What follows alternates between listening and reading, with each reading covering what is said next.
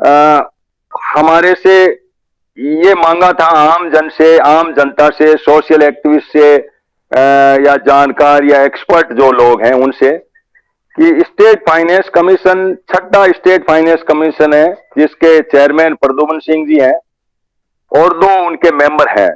एक रावत है और एक लोहाटी या ऐसे गुलाटी, ऐसा कुछ नाम एग्जैक्ट मुझे पता नहीं है। तो अशोक लाहौटी, अशोक लाहौटी है बीजेपी के। अशोक अशोक, लाहौट तो हाँ। वो उन लोगों ने जो है वो हमें मांगा है। तो आज हम लोग इस बात पर चिंतन करेंगे कि स्टेट फाइनेंस कमीशन हमें कितना बजट दे। अभी तक जो डेटा है वो ये है, 7.186 का जो डेटा है वो बोलता है कि राजस्थान का पूरा जितना रेवेन्यू कलेक्शन होता है उसका 7.186% जो है वो म्यूनिसिपलिटी और नगर वो पंचायतों को मिला के मिलता है। अब उस 7.18% का जो है वो 75% पंचायतों के लिए अलॉट हो जाता है, 0.25 जो है वो नगर पालिका, और वो 0.75 जो पंचायतों को होगा उसके तीन बाइफरकेशन कर रखे हैं, 5 जिला परिषद को जाता है और बाकी 75% पंचायतों को, 75 का 75। इस तरह से बजट का बंटवारा आज तक 5वें वित्त आयोग की ये रिपोर्ट थी और उसके अनुसार होता था। अब ये छठा वित्त आयोग जो है वो चाहता है कि भाई हमें क्या नया जोड़ना चाहिए, बजट बढ़ाना चाहिए तो इसका बाइफरकेशन में कोई चेंज होना चाहिए, क्या किस तरीके से हो। तो हम सब मिलकर के इस सुझाव को देंगे। तो मीटिंग की शुरुआत में सबसे पहले ये करूंगा कि दो डेलीगेशन स्टेट फाइनेंस कमीशन को जा चुके हैं। एक कुंभाराम फाउंडेशन का जो है उनके स्टेट प्रेसिडेंट हैं उनके द्वारा, और एक लाल सिंह जी हमारे साथ जुड़े हुए हैं इनके द्वारा, जो वो डेलीगेशन उनका जा चुका है। तो पहले तो मैं लाल सिंह जी आपसे चाहूंगा कि आप शॉर्ट में ये बताएं कि दो जो डेलीगेशन आप लोगों की ओर से गए हैं उसमें आपने क्या बात कही है। फिर सोमनलाल जी डारा इस मीटिंग को प्रोलॉन्ग करेंगे, जो इनके साथ ही जुड़े हुए हैं उनसे हम जानकारी लेंगे कि भाई क्या इसके अंदर लिया जा सकता है और किस व्यवस्था के तहत हम इनको बढ़ाएं। तो लाल सिंह जी आप अपना माइक खोल के और आप 2-5 मिनट, 3-4 मिनट में ही बात करें ताकि ज्यादा लोग साथी आ सके। आपने क्या भेजा है ताकि हमें एक आइडिया बने। और अनूप जी, मेरा रहेगा कि लाल सिंह जी का भी जो भी साथी रहे उनको आप थोड़ा नोट करके रखें ताकि हम अपना भी ओर से जो ग्लोबल यूनाइटेड पंचायत का प्लेटफॉर्म और हमारे और कई ऐसे साथी एनजीओ से जुड़े हुए हैं उन सब के प्लेटफॉर्म से स्टेट फाइनेंस कमीशन को जो डेलीगेशन जाएगा उसको हम जो है वो डिटेल अनूप जी के पास में रहेगी और अनूप जी इस कार्यक्रम को पूरे को लीड करेंगे। मैं अनूप जी, एक बार आप अपनी कंसेंट पेन कॉपी कोई आपके पास उपलब्ध हो तो वो आप अपना दे दें ताकि मैं लाल सिंह जी उसका हाँ शुरुआत सर, करूं। बिल्कुल है मेरे पास, शुरू करें। ठीक ठीक ठीक ठीक है लाल सिंह जी, आप अपना उद्बोधन शुरू करें। फिर सोहन जी आप तैयार रहें, आपकी टीम का मेरे नाम पता नहीं है किससे बोलाना है, 2-2 मिनट में अपनी बात रखो कि हम किस तरह से अपना ज्ञापन बना करके स्टेट फाइनेंस कमीशन को दो ताकि पंचायतों को और म्यूनसिपलिटी को ज्यादा बजट मिल सके। धन्यवाद। ओवर टू लाल सिंह जी। मेरे ग्लोबल यूनाइटेड पंचायत के सरदारों, राम राम। मैं कुंभाराम आर्य फाउंडेशन में भरतपुर जिला का जिला अध्यक्ष हूं और मैं डीएफओ से रिटायर्ड हूं। तो मैंने काफी सोच विचार के ये प्रेजेंटेशन बनाया, हमारे अध्यक्ष ने भी उसी को भेज दिया है। तो दोनों ही प्रेजेंटेशन एक ही हैं। अब बात ये थी, कभी हनुमान राम जी ने कहा था कि 7 पॉइंट समथिंग ये राज्य सरकार पंचायती राज इंस्टीट्यूशन को फंड उपलब्ध करा देती है राज्य वित्त आयोग के मार्फत।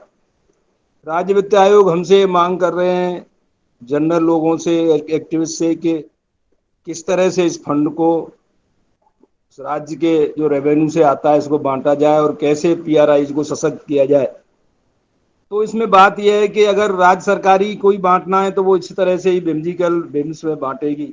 इसलिए एक ऐसी प्रोसेस होनी चाहिए जो बांटने का भी प्रोसेस इनबिल्ट हो। कितना बांटा जाए, क्या नॉर्म्स हो, उसका प्रोसेस इसी प्रक्रिया में ही इनबिल्ट हो, ये मैं सोच के ये मैंने मेरे कभी पास उधर से पेन ला के देना।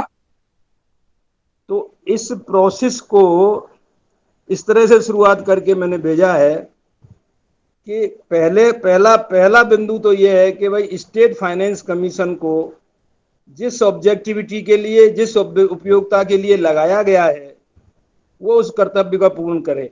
इसको लगाया गया था कि 29 सब्जेक्ट्स को जो 11th शेड्यूल में डले हुए हैं उनको पंचायती राज संस्थान को डिवेल्यूट करे, उनको सौंपे, लेकिन वो अभी सौंपे नहीं गए, सौंपे गए तो आधे अधूरे, फिर उनको वापस ले लिया। तो पहला काम तो यह है, पहली मेरी बंधु को उनसे मांग ये है कि आप अपने कर्तव्यों की पूर्ति करो, उनको पूरी तरह से जिम्मेदारी के साथ और अधिकार के साथ सौंपो। दूसरा जो बिंदु है वो ये है कि जो राज्य सरकार का जो रेवेन्यू आता है उसमें से राज्य को और इन पीआरआईज को कैसे बटे, ये स्वीकार्य नॉर्म से होना चाहिए, एग्रीड नॉर्म्स पे। ये नहीं कि मैंने इतना बांट दिया उतना बांट दिया, एग्रीड नॉर्म्स पर ये बटना चाहिए। एग्रीड नॉर्म्स कहां से आएंगे, ये तीसरा बिंदु है कि एग्रीड नॉर्म्स गांव वालों से पंचायत में बैठ के पार्टिसिपेटरी सहभागिता से सूक्ष्म नियोजन किया जाए कि हमें कितनी जरूरत है, जो करने वाले हैं उनको पता लगे कितनी जरूरत है, एक रिसोर्स मैप हो और एक एक्टिविटी मैप हो, वो दोनों लग जाएं। इतना तो पहले हो चुका है काम, इतना इसका रिसोर्स है और इतना इन्हें चाहिए, और ये काम नहीं हुए हैं, तो इससे लॉजिकली वहां से फंड की डिमांड आ जाएगी। ये मेरा दूसरा बिंदु है। और तीसरा बिंदु यह है कि इस तरह की जो माइक्रो प्लानिंग है, robust micro planning village wise की जाए। उस माइक्रो प्लानिंग को करने की जो टीम है वो टीम एक्सपर्ट्स लोगों की हो, वो टीम एक्सपर्ट्स लोगों की हो। एनआईआरडी हैदराबाद ये माइक्रो प्लान का फॉर्मेट डेवलप कर चुकी है, उनसे लेके गांव गांव ये रोबस्ट रूप से माइक्रो प्लानिंग हो। आगे कितना पैसा लग चुका है, पीछे से आप कितना लगाना है, गांव को समृद्ध बनाना है, वो सब उसमें आ जाता है। अब क्या पैसा मिले इसका भी ध्यान है। अब काम तो 150 काम लिखा सकते हैं विश लिस्ट में, लेकिन वो काम में से गुणवत्तापूर्ण वो एक्सपर्ट लोग निकालेंगे। ये काम पहले होगा, फिर फेज मैनर में 5 साल में होते जाएंगे। तो एक बेस बनता है कि हमें कौन सा फंड कितना चाहिए, ये माइक्रो प्लानिंग टीम निकाल के देगी, उसको इनकॉर्पोरेट करते हुए पैसा मिल जाएगा। चौथा मैंने लिखा है कि जो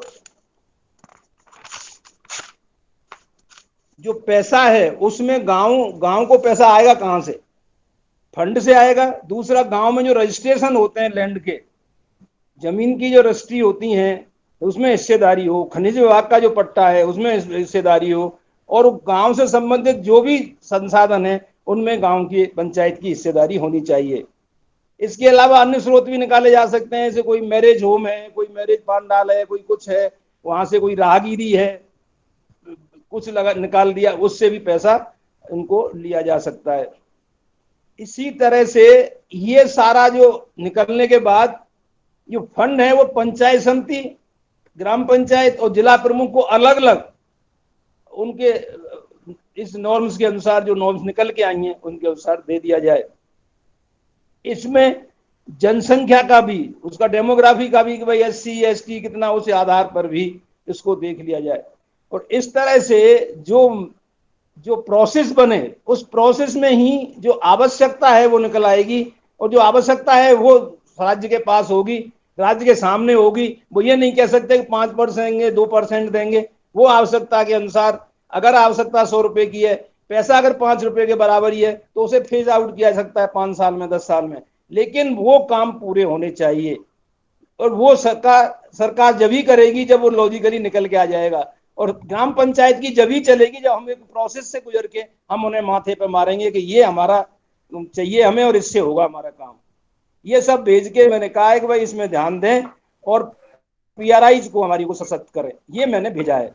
बहुत बहुत धन्यवाद लाल सिंह जी। आपका एजेंडा जो है वो मोटा के हैदराबाद के गाइडलाइन पे, हैदराबाद की जो इंस्टीट्यूट NRID है उसकी गाइडलाइन को देखते हुए ग्राम सभा में प्रस्ताव ला करके और माइक्रो प्लानिंग जो है, मैक्रो नहीं माइक्रो प्लानिंग के तहत भेजे जाए।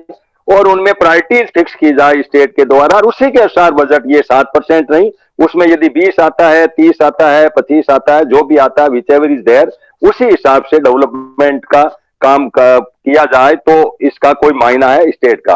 अब सोहनलाल जी, मैं आपसे निवेदन चाहूंगा कि आप अपने साथियों का जो पैनल है, उस पैनल के हिसाब से 2-2 मिनट अपनी बात को रखें, और अनूप जी और हम लोग जो है इसको नोट भी करेंगे, और ये जितने भी बनेंगे वो व्हाट्सएप पर आप अनूप जी के जो नंबर हैं उसको जोड़ करके और उनके पास में व्हाट्सएप करके जो जो भी ज्ञापन आपके बन रहे हैं, क्योंकि ज्ञापन एक नहीं जाएगा, हमारे इंडिविजुअल भी जा सकता है, इंडिविजुअल सरपंच अपना ज्ञापन भेज सकेगा, इंडिविजुअल समिति अपना भेज सकेगी, पंचायतों के जो भी स्ट्रक्चर्स हैं, ग्राम वीडियो वगैरह वो भी भेज सकेंगे, वीडियो वगैरह ये भी भेज सकेंगे, क्योंकि एक्सपर्ट की भी राय मांगी गई है। क्यों किसी भी फंड के अंदर इतना भी फंड नहीं दिया जाए कि थोड़ा सा वो ऊंट के मुंह में जीरे की तरह, न तो वो पूरा काम होता है न अधूरा होता है, तो उस प्लानिंग का कोई मायने नहीं है। तो उसको माइक्रो प्लानिंग को सिस्टमेटिक करें। तो सोहन जी, आप इस को आगे बढ़ाएं बात को कि कौन वक्ता बोलेंगे, क्या उनका आइडियाज है, ज्ञापन क्या है उनका, या कोई सजेशन क्या है। सभी को राम राम साहब, सोहनलाल डारा, जोधपुर। हेलो। हाँ बोलिए सोहन जी, आ रही है, हाँ आ रही आवाज, बोलिए आप बोलते रहिए। हमारे ग्रुप में विकास अधिकारी है, आरडीएस ऑफिसर मिस्टर अशोक जी पारिक जुड़े हुए हैं। मैं उनसे निवेदन करूंगा कि वो अनम्यूट करके मार्गदर्शन करें। अशोक जी पारिक।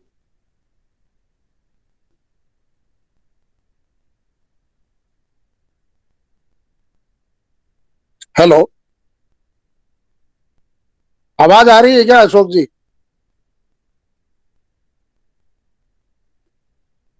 हेलो।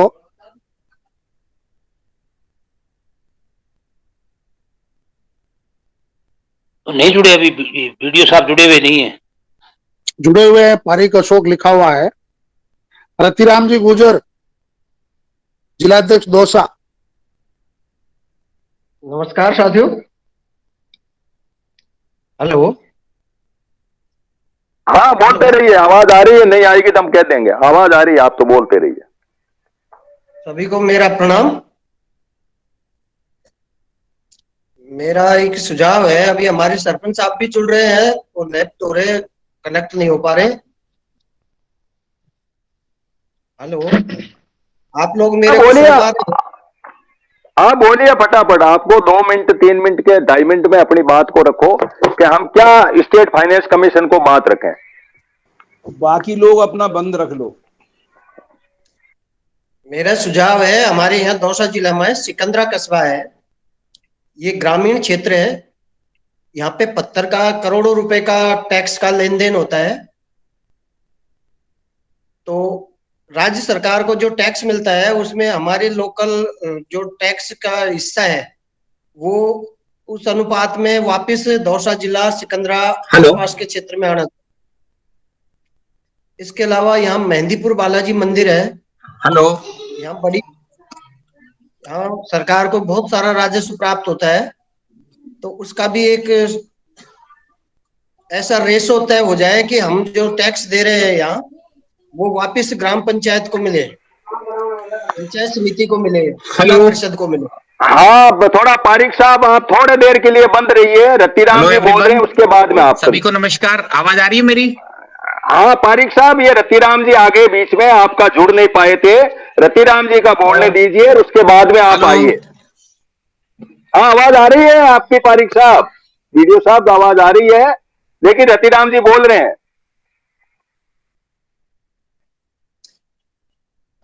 एक ये राज्य सरकार को जो टैक्सेज आते हैं उसमें हमारे यहाँ लोकल जो बजरी का उत्पादन होता है, बजरी का बहुत बड़ी मात्रा में यहाँ से ट्रांसपोर्टेशन होता है, उसमें करोड़ों रुपए का टैक्स जाता है।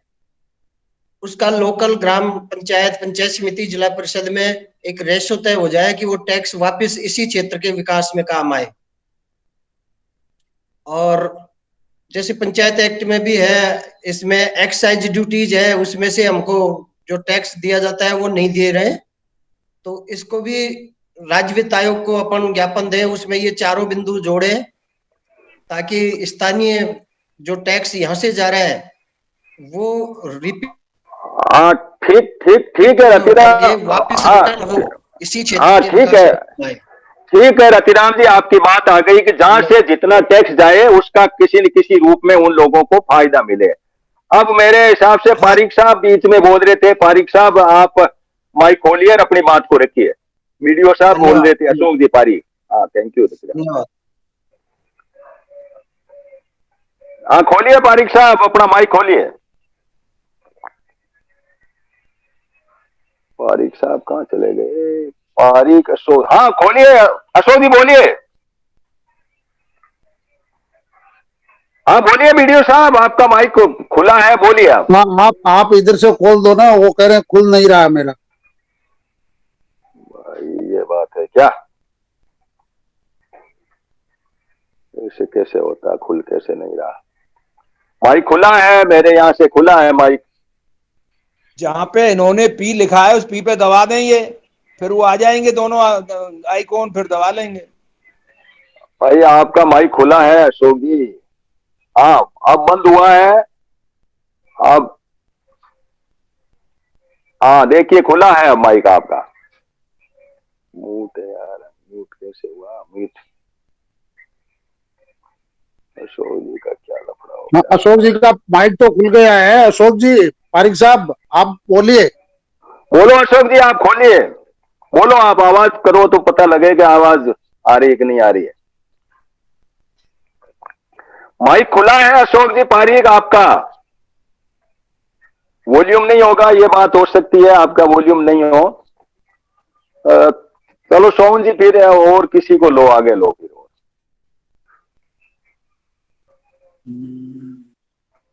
हाँ सोहन जी आगे किसी को लो आप।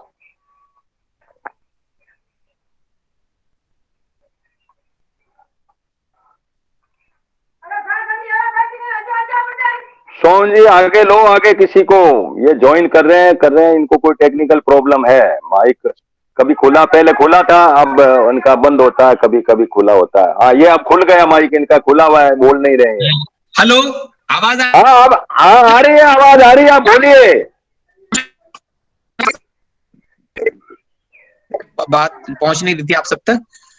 हाँ सभी को नमस्कार, सभी को हाँ नमस्कार, सभी हाँ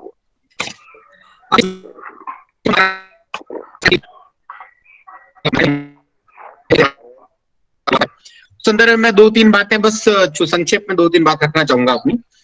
एक तो जो भी सेस जितने भी हैं, जो भी सरकार अधिभार ग्रहण करती है, सेस जो रेवेन्यू कलेक्ट करती है, उन सभी सेस में पंचायत राज संस्थाओं और नगर निकाय दोनों का ही हिस्सा जरूरी है। कुछ में उन्होंने कर रखा है, जैसे स्टैंप ड्यूटी का अधिशेष में अपना हिस्सा हमको मिलता है, रॉयल्टी मिलती है उसकी। लेकिन जो सबसे बड़ा रेवेन्यू जो जनरेशन अभी हो रहा है वो है इलेक्ट्रिसिटी सेस। अधिभार जो इलेक्ट्रिसिटी पर लगाया जाता है, लेकिन उसका हिस्सा पंचायत राज संस्थाओं और लोकल बॉडी किसी को भी वो नहीं मिलता है। सेस 15 पैसे 2010 के जो फाइनेंस एक्ट 2010 के बाद से जो लागू किया है, 15 पैसा पर यूनिट, ये सरकार बहुत भारी मात्रा में सभी लोगों से खरीदती है। विशेष में ये है, इसलिए जितने भी हैं उनको ये एग्जेम्प्टेड है। फार्मर्स जो गांव में रहते हैं वो सब इसका पेमेंट करते हैं। जो हाउस होल्ड जितने भी हैं, चाहे शहरी हो चाहे ग्रामीण, वो उसका पे करते हैं। बावजूद इसके उसका हिस्सा जो विकास के कार्यों के लिए ही जो पैसा लिया जाता है, और विकास की जो संस्थाएं हैं गांवों में और शहरों में, जो इंस्टीट्यूशंस हैं लोकल, उनको ये हिस्सा नहीं दिया जा रहा है। सब बहुत बड़ा इशू ये है कि इलेक्ट्रिसिटी का जो पैसा है वो जो हमसे कलेक्ट किया जा रहा है, वो हम डेवलपमेंट के लिए पंचायत राज संस्थाओं को और अर्बन बॉडीज को, उनको इसमें इस बार जरूर आवश्यक रूप से इसको शामिल करना जरूरी है। एक पॉइंट तो मेरा ये है।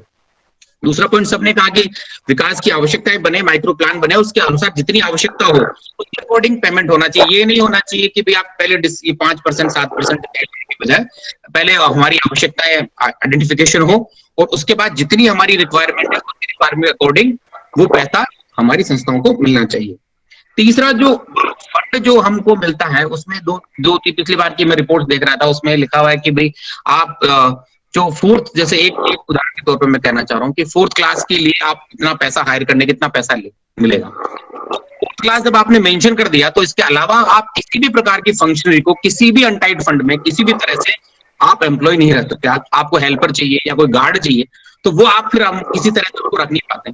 तो ये जो इस तरह से क्लोज को इतना ज्यादा जो टाइट कर दिया जाता है, जिसके कारण संस्थाएं फिर अपना काम करने में सक्षम होती है, वो ओपन होना, वो इतना, आप इसमें कहेंगे लोकल फंक्शनरीज को हायर करने के लिए पैसा लीजिए। अब फंक्शनरी में कोई भी आ सकता है, चाहे आप बागवान रखें, चाहे आप गार्ड रखें, चाहे आप फोर्थ क्लास रखें, वो सारे आ सकते हैं। आप फोर्थ क्लास मेंशन नहीं होना चाहिए उसमें। एक ये एनोमली है जिसको दूर करना चाहिए। और तीसरा, अभी जो एक फंक्शनरी के बारे में कैडर के हिसाब से मैं अपनी बात रख रहा हूँ कि अभी रिकंस्टिट्यूट किया गया था फाइनेंस कमीशन को, जिसमें बहुत सारी पोस्टों का उसमें वो रखा गया, जिसमें अकाउंट्स ऑफिसर भी गए, कुछ आरएस ऑफिसर का प्रोविजन रखा गया। जबकि डेवलपमेंट की नॉलेज ने अकाउंट्स ऑफिसर्स को है कि भाई गांव में किस तरह की आवश्यकताएं ना आरएस ऑफिसर्स को है, तो उनकी आवश्यकताएं जो एक आरडीएस ऑफिसर्स को होती है, तो वहां पर उनका भी प्रतिनिधित्व उसमें होना चाहिए। ये भी हमको एक इसमें होना चाहिए। बस ये मेरी 3 बातें विशेष रूप से मैं कहना चाह रहा था। Thank you. बहुत बहुत धन्यवाद पारिक साहब आपको। अब मैं सोहन जी आपसे निवेदन करूंगा कि पारिक साहब के नंबर आप अनूप जी दाइमा को दे दें। ये दोनों आपस में कोई भी शंका समाधान रही है तो उसको आप दे दें, ताकि क्या है कि हम ये बहुत बड़ी बात बताई, बिजली वाले पैसे जो सेस के पैसे हैं वो अंदर आए करे, इस बात का ये सबको हमें आइडिया लगा कि ये गाँव का पैसा आना चाहिए, म्यूनसिपलिटी में भी आना चाहिए, इस बात के लिए। अब आगे बढ़ाइए आप जिससे भी चाह रहे हैं। बनवारी सैनी।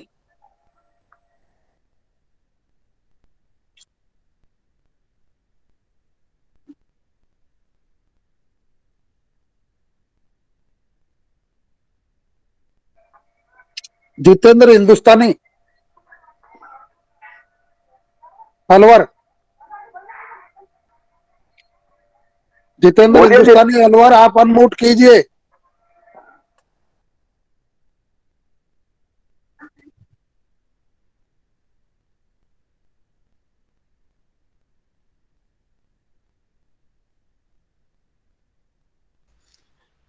जी प्रणाम सभी को। जितेंद्र हिंदुस्तानी अलवर से।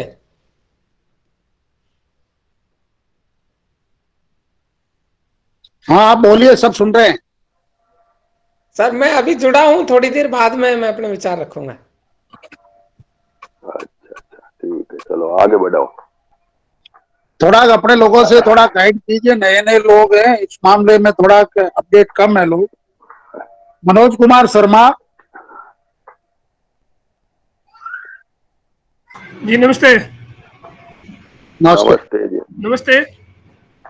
हाँ बोलिए मनोज जी, बोलिए। सर मैं कहना चाहूंगा, ये पहले ये टैक्स, इस पे था, शराब पर टैक्स का प्रावधान था पंचायत राज संस्थाओं देने का 2%। अच्छा इसको पुनः चालू किया जाए।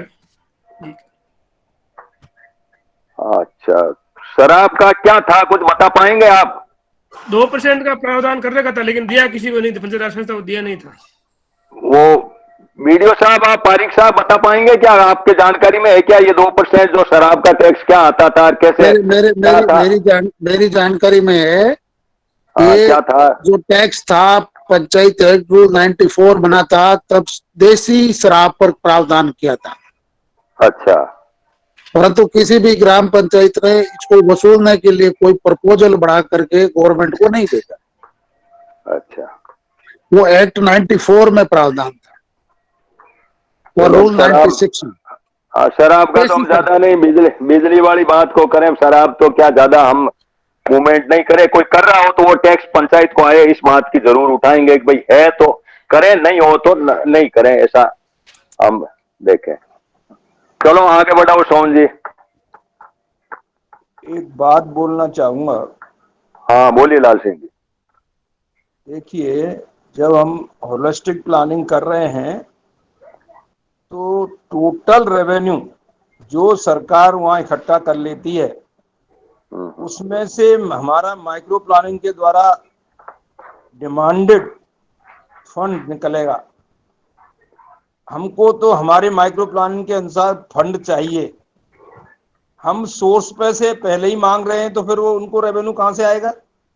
तो हमारा काम तो हमें तो टोटल चाहिए, हमें माइक्रो प्लानिंग का पैसा कहाँ से? वो बात लाल सिंह जी, इनका इस झगड़े में पड़ते हो इससे तो होता ही नहीं है कुछ। सुनो सुनो मेरी बात, इनका कहने का मकसद, जैसे पारिक साहब ने मुद्दा उठाया ना कि भाई हमारा हक है, हक हक जता रहे हैं हम, आएगा तो वहीं से ही, लेकिन हम हक जता रहे हैं कि ये पैसा तो हमारा था, तो इसमें 100%, जिसका तुम 60% दे रहे हो, ये मतलब है, वहां थीम वहां जा रही है।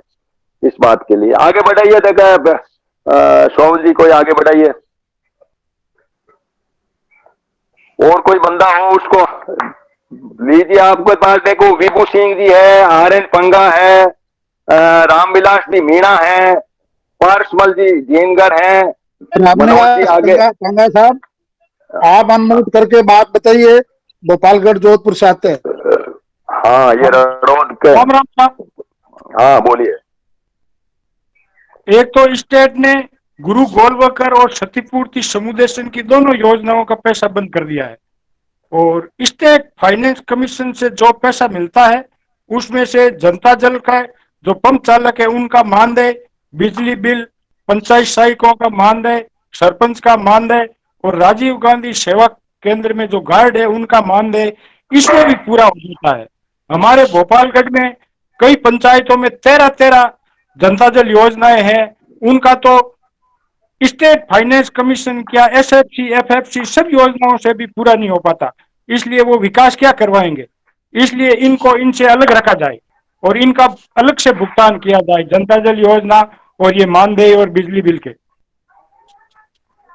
और ठीक बात है, ये ज्ञापन बने, ज्ञापन आप गोपालगढ़ से बढ़ाओ और सरपंचों के दस्तखत कराओ और ज्ञापन बना करके आप दो, हम उसको वहां डील करेंगे जयपुर में। जितनी बातें आप है यहाँ अपनी बात को रखा आपके लिए, ठीक है। और कोई दिमाग में बात हो तो बताइए, आगे बढ़ते हैं। और राजस्व की जमीन का जो कन्वर्जेशन होता है उसका रेवेन्यू पंचायतों को मिलना चाहिए, लेकिन वो आज तक नहीं मिला है। हमारे एक यहाँ बासनी हरि सिंह पंचायत है, उसमें 400 भट्टे हैं और वो इंडस्ट्रियल एरिया है, उसका लगभग 2-3 करोड़ रुपए बकाया है, लेकिन ये देते ही नहीं है। वो सरपंच 2-3 पीरियड से घूम रहे हैं, कभी कहते हैं कलेक्टर साहब देंगे, कभी कहते हैं राज्य सरकार देगी, इसलिए वो उनका हक उनको मिलना चाहिए। चलो ठीक है पांगा साहब, अब देखो विभू सिंह जी आप बोल सके, रामविलास जी मीणा। नमस्कार डारा जी। नमस्ते। हरि सिंह बोल रहा हूँ। हाँ जी बोलिए। सादर, हरि सिंह जी अपने आरडीएस एसोसिएशन के प्रदेश अध्यक्ष हैं, विकास अधिकारियों के। नमस्कार आप सबका। हाँ, खुशी हुई आपसे मिलके, बोलिए सर। बहुत स्वागत। आज आप जो डारा जी से कल 2-3 दिन में जो चर्चा हुई, आप सबसे जो वार्ता सुनने को मिली, मेरे 2-1 सजेशन है जो पंचायती राज में रह के मुझे महसूस हुआ अपन को करना चाहिए। पहला तो स्टेट जो अपना एसएफसी जो भी अपने को ग्रांट्स देती है, उस ग्रांट्स में एक बाइंडिंग तो होनी चाहिए, वो डेवलपमेंट की ग्रांट्स होनी चाहिए। उसमें रेक्यूरिंग जो अमाउंट्स, अभी किसी अपने साथी ने बताया कि कभी कोई मानदेय का पैसा उसमें जोड़ देते हैं, कुछ एक्स्ट्रा कोई भी प्रोविजन आता है तो एसएफसी में उसको इंक्लूड कर देते हैं, जबकि ये प्योरली डेवलपमेंट ग्रांट होनी चाहिए। इसमें development activities, non recurring activities में ही खर्च होना चाहिए ये पैसा। हमें स्टेट फाइनेंस कमीशन को बताना चाहिए कि सब डेवलपमेंट के लिए जो आप हमारे लिए प्रोविजन करो, उसमें रिक्यूरिंग अमाउंट को अगर ऐड कर दोगे तो फिर डेवलपमेंट होगा क्या, लॉन्ग टर्म डेवलपमेंट कहाँ हो पाएगा हमारे रूरल एरियाज का। और टैक्सेशन की बात है तो टैक्सेशन को हमें जो है धीरे धीरे एक साथ, हमारी जो लोकल जो हमारी बॉडीज होती है वो पॉलिटिकली इन्वॉल्व होती है, वो इम्पोज नहीं कर पाती। स्टेट टैक्सेशन को जो है ग्राम पंचायतों से यहाँ से वो लेके इनके यूनिफाइड टैक्सेशन का फॉर्मेशन होना चाहिए कि ये जैसे नगरीय निकाय के होते हैं वैसे ही अपने टैक्सेशन कलेक्शन का भी सिस्टम डेवलप करना चाहिए।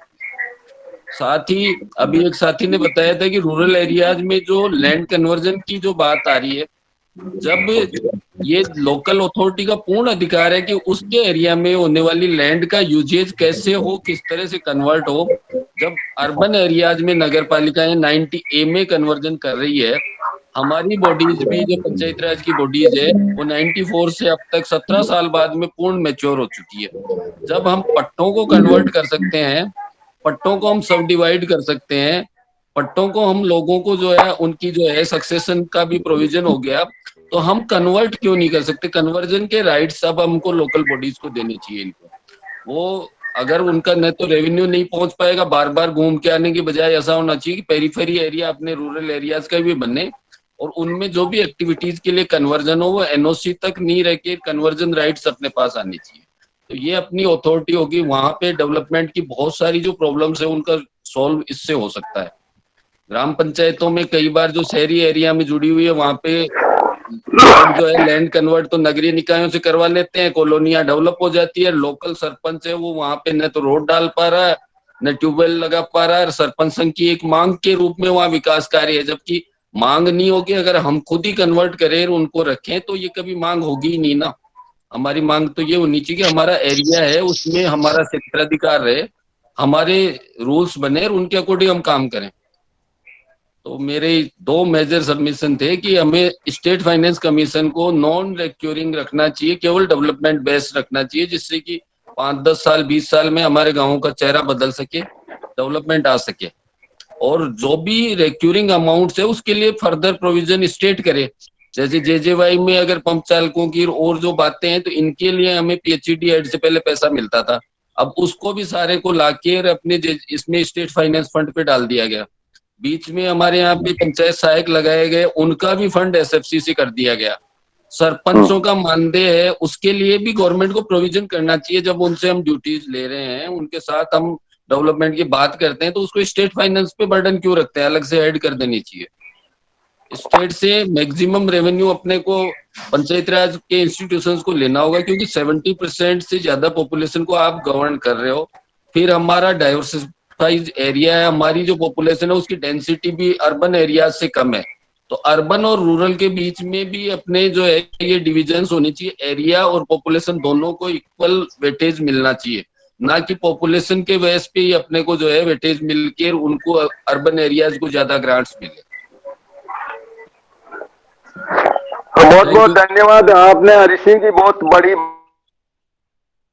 और एक मैं बात आपके ध्यान में लाना चाहूंगा, स्वामित्व योजना पिछले साल भारत सरकार ने लागू की है, जिसके अंदर ड्रोन घुमा करके आपके पंचायत की बाउंड्री के चारों ओर चूना की मार्किंग करके ड्रोन से फोटोग्राफी करेंगे।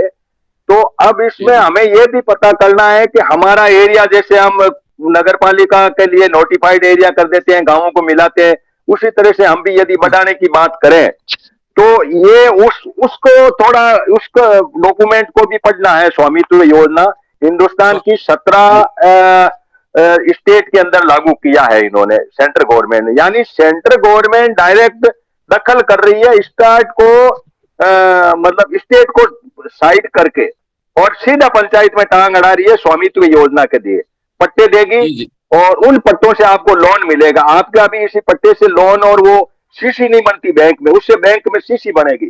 तो ये भी हमें पंचायतों को नॉलेज में रखना। अभी तो हम स्टेट फाइनेंस कमीशन की बात कर रहे हैं, लेकिन ये यदि जमीन की बात आती है तो ये लड़ाई सेंटर से भी हमारी रहेगी। सोमन जी आगे बढ़िए। रामविलास जी मीणा है, पार्समल जिंगर है, इनमें से जो साथी हैं बोले तो बोलिए। रामविलास जी मीणा, आप कुछ बात रखें अपनी। पार्समल जिंगर हैं, मनोज कुमार जी तो आगे है, और जितेंद्र जी अब आप बोलिए, अब काफी बात आ गई। जितेंद्र जी हिंदुस्तानी, आपका आईडी मेरे पास में है। जितेंद्र जी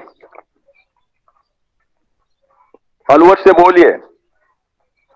जितेंद्र हिंदुस्तानी,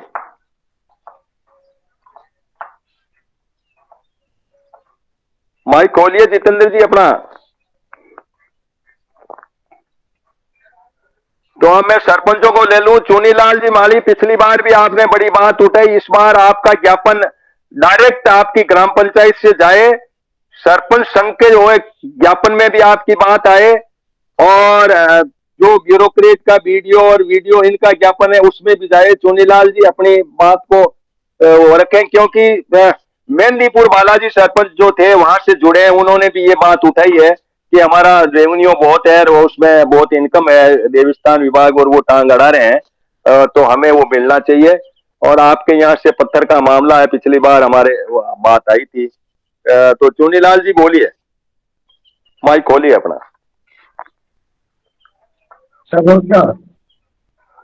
हाँ नमस्कार बोलिए। कौन? हाँ नमस्कार। सर मैं यूँ कह रहा हूँ, वो पत्थर वाला तो वही है, वो मैं इसमें बना के दूंगा सरपंच संघ वाले लेटर में विज्ञापन। एक सर एक और है सर, मेरी पंचायत का क्षेत्र में लगभग जेडीए का पूरा अधिकार है इस समय, वो अपना अधिकार बता ही रहा है, जता रहा है भी है। तो इस पंचायतों में भी एक गार्डन है, मेरे 16-17 गार्डन है चौथा पंचायत में। तो इस पंचायत क्षेत्र में अपन हम लोग इनको एनओसी देते हैं, गार्डन की परमिशन जो बोलते हैं प्रोग्राम कराने के लिए। तो हमारे देने के बाद में भी जेडीए या निगम के अधिकारी आके इनको सीज कर लेते हैं, जबकि अधिकार तो पंचायत के ही होता है।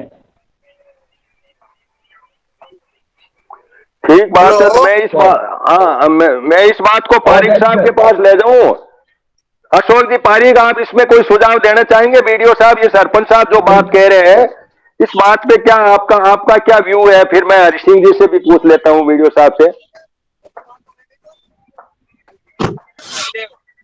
अशोक जी पारिक अपना माइक खोले और अपनी बात को बताएं कि भाई ये जो बात कह रहे हैं, ये गार्डन है और इनका परमिशन है और इनका रेवेन्यू का क्या है, कैसे जाता है, क्या है, कोई आइडिया हो तो बताइए आप। हेलो श्रीमान, मैं सिकंदरा ग्राम पंचायत की तरफ से बोल रहा हूँ। हमारे यहाँ उद्योग, पत्थर उद्योग व्यवसाय बहुत बड़ा विस्तृत रूप से है, परंतु ग्राम पंचायत को उसके द्वारा कोई आय उपलब्ध नहीं होती है।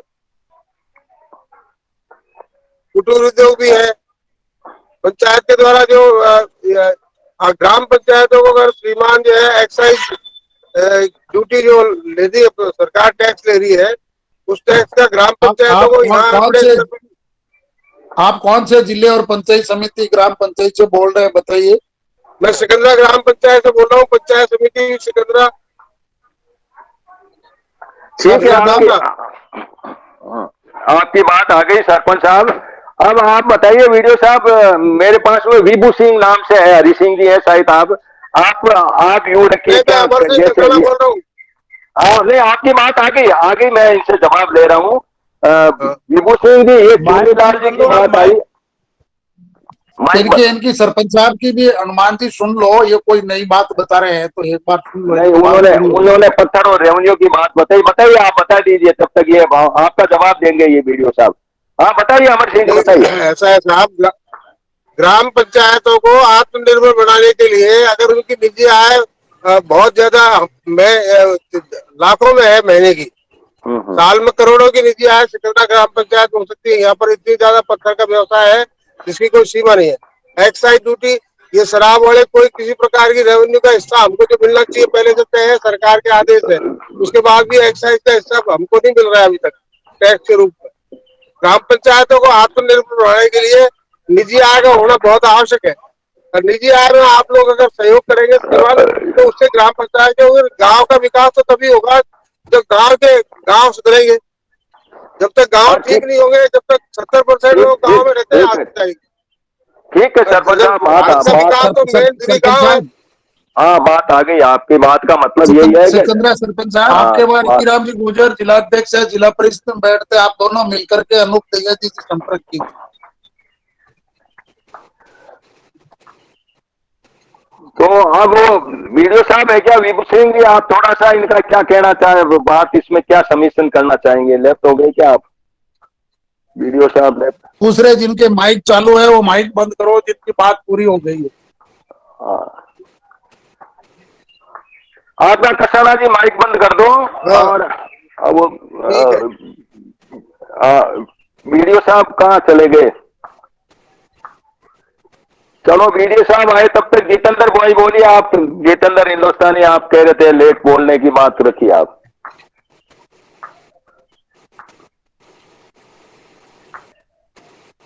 जितेंद्र हिंदुस्तानी,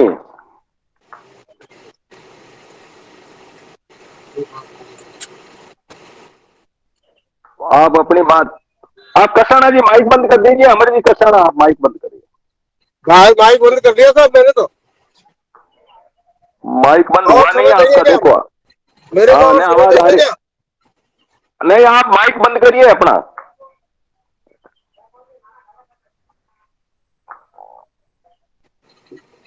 शायद उनको बंद करना आता नहीं है, वो प्रयास कर रहे होंगे। चलो मैंने कर दिया। हाँ, आप एक वो जितेंद्र जी, रामविलास जी मीणा, आप बात रखना चाहेंगे? रामविलास जी मीणा लेफ्ट कर गए। जीनगर साहब, पांचमल जीनगर। और भी कोई बात रखना चाहे तो अपने माइक को अनम्यूट करके बोलिए। चलो अब मैं अनूप जी को ले आता हूं, बाकी कोई लेफ्ट कर जाएंगे लोग। अनूप जी, अब आप लगभग बात आ चुकी है, फिर हम एक सेकंड राउंड कर लेंगे, किसी की बात बाकी रहेगी। तो अनूप जी, ये मोटा मोटा बिजली की बात आई, शराब की बात आई, लोकल जमीन की रेवेन्यू की बात आई। लाल सिंह जी की बात ये थी कि भाई रेवेन्यू तो पूरा के स्टेट के पास में जाएगा, वही तो डिस्ट्रीब्यूट होगा, तो इस तरीके से हुआ। अब एक बाबू खान जी बच रहे हैं, भंवर सेन जी बच रहे हैं, ये बच रहे हैं, कुछ हमारे अरविंद जी वगैरह बाद में। तो अनूप जी, आप बीच में अपनी बात को रखो, फिर सेकंड राउंड में और लेंगे। नमस्कार साथियों, आज आपका सबका स्वागत है। हम जो आज चर्चा कर रहे हैं, ये हमारी बहुत विशेष चर्चा है।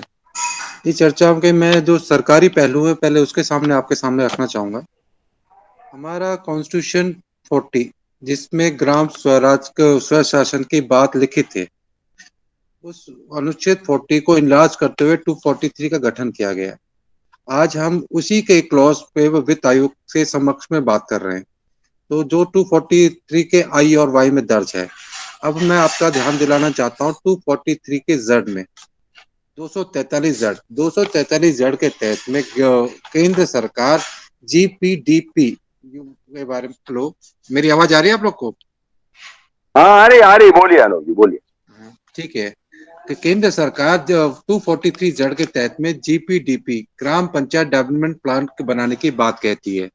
ठीक है सर, राज्य सरकार उसको अपनो गांव अपना विकास योजना के तहत में राजस्थान में लागू करती है, लेकिन उसके तहत में ग्राम से कोई भी अनुसूचियां, मतलब कोई भी जानकारियां वो प्राप्त नहीं करती।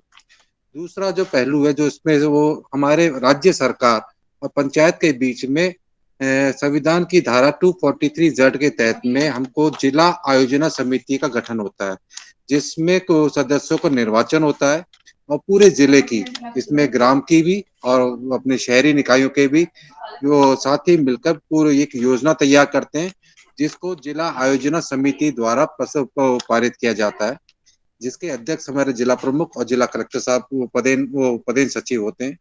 लेकिन अब तक इसकी सिर्फ 5 साल में एक बैठक का नियोजित किए थे, और 5 साल के लिए इसकी योजना बनाई जाती है। जो समस्या है वो ये है कि हमारी इन दोनों संस्थाओं का आपस में कोई मेल नहीं है। मतलब 243 जेड के तहत में जो ग्राम पंचायत डेवलपमेंट प्लान है और जिला आयोजना समिति, इसके आपस में कोई भी जुड़ाव नहीं है।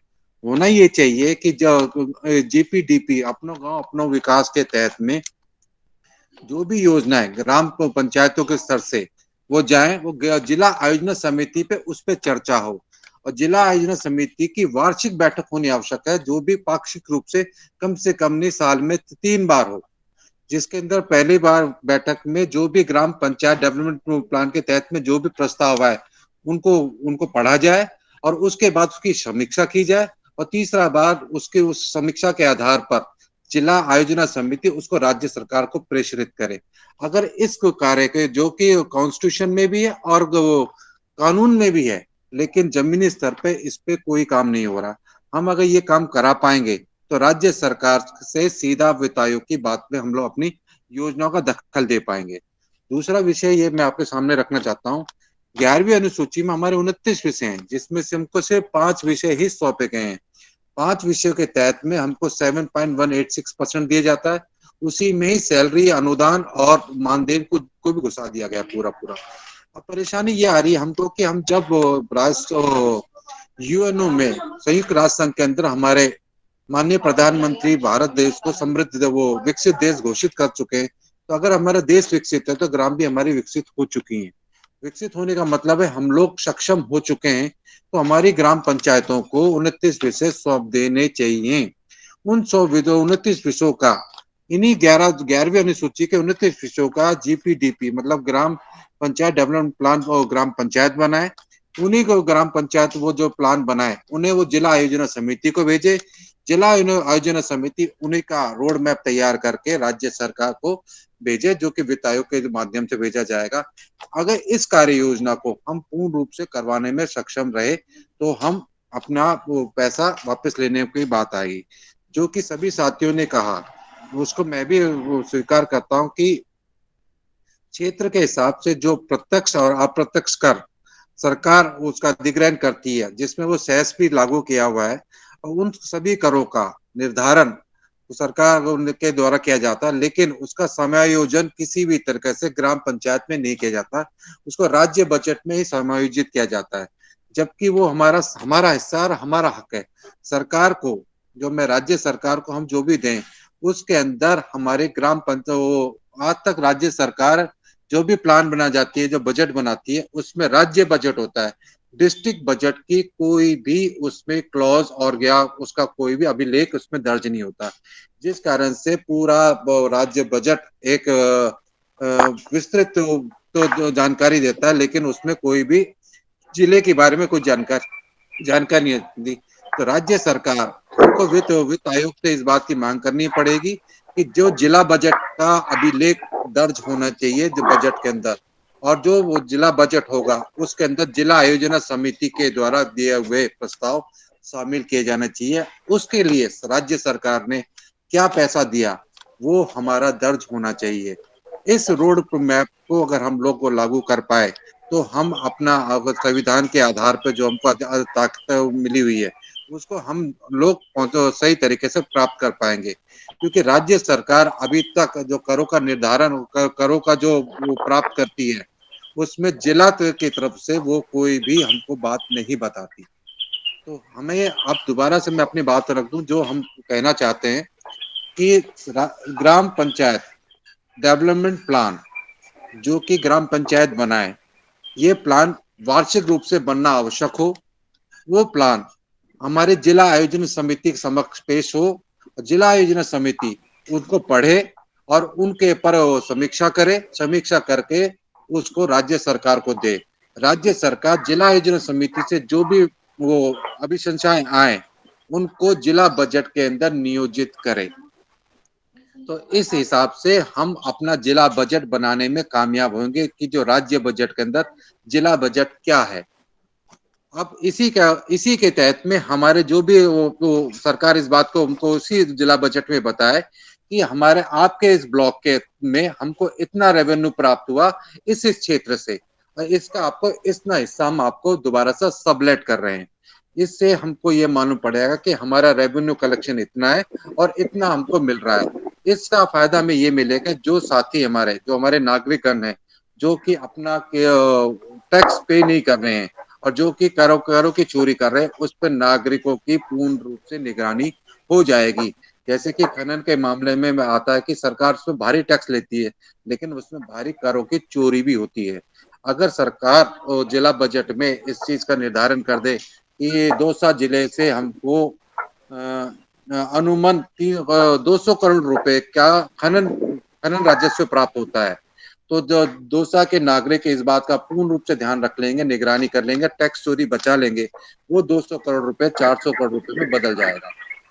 तो राज्य सरकार से हमको अपने संवैधानिक अधिकारों के बारे में बात करनी है और जो प्रस्ताव देना है हमको उसमें हमको जीपीडीपी और जिला आयोजन समिति का समावेश चाहिए, और जो कि 5वें वित्त आयोग के तहत में जो सूत्र दर्ज किया हुआ है उस सूत्र पर हमको प्रश्न चिन्ह लगाना चाहिए कि इस सूत्र के अंदर कहीं भी हमारे रेवेन्यू का भागीदारी और हिस्सेदारी नहीं है, क्योंकि वह जो सूत्र है वो सिर्फ पॉपुलेशन के हिसाब से तो बनाया हुआ है और उसके अंदर जीपीडीपी और जिला आयोजन समिति का कुछ भी हिस्सा नहीं है।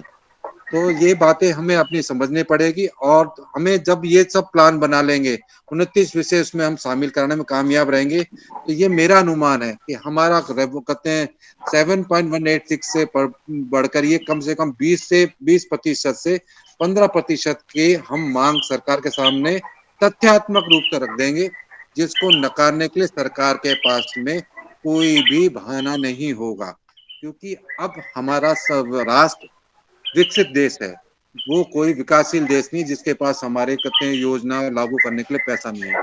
हम जब विकसित हो चुके हैं और राज्य सरकार लगातार हमारी सब्सिडियाज घटा रही है, तो जो सब्सिडीज का पैसा है वो कम से कम विकास की योजना के तहत में ग्राम पंचायतों तक पहुंचना आवश्यक है।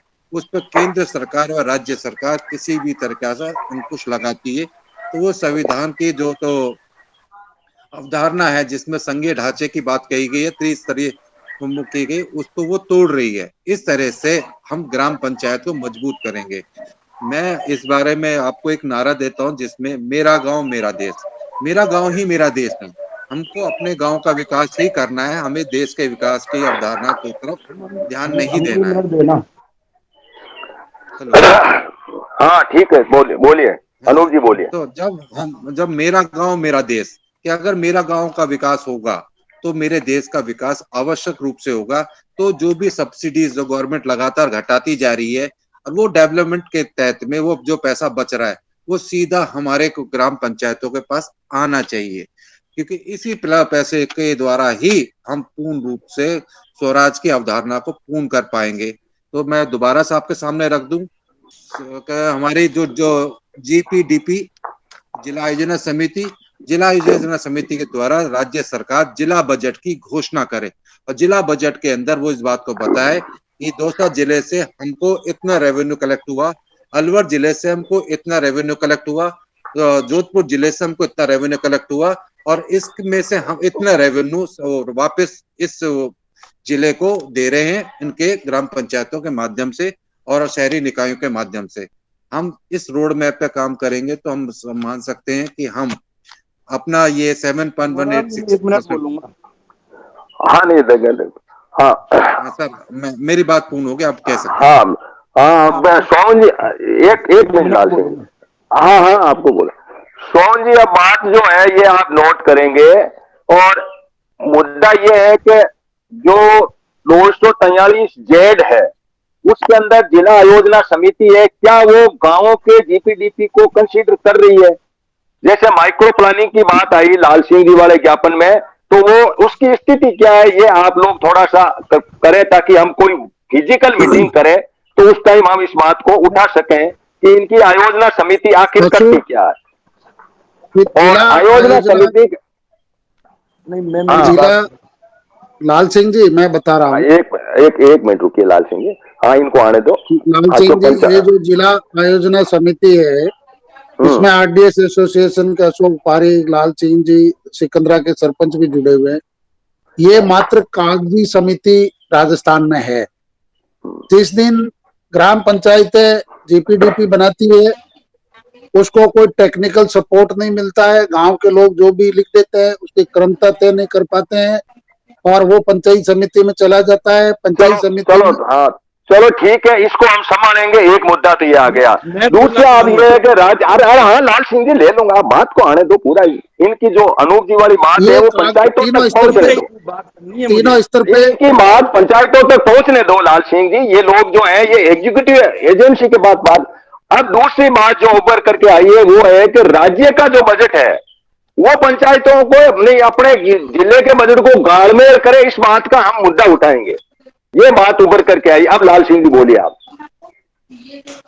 हाँ क्या कहना चाह रहे हैं लाल सिंह जी, बताए। हाँ मैं बोल रहा हूँ।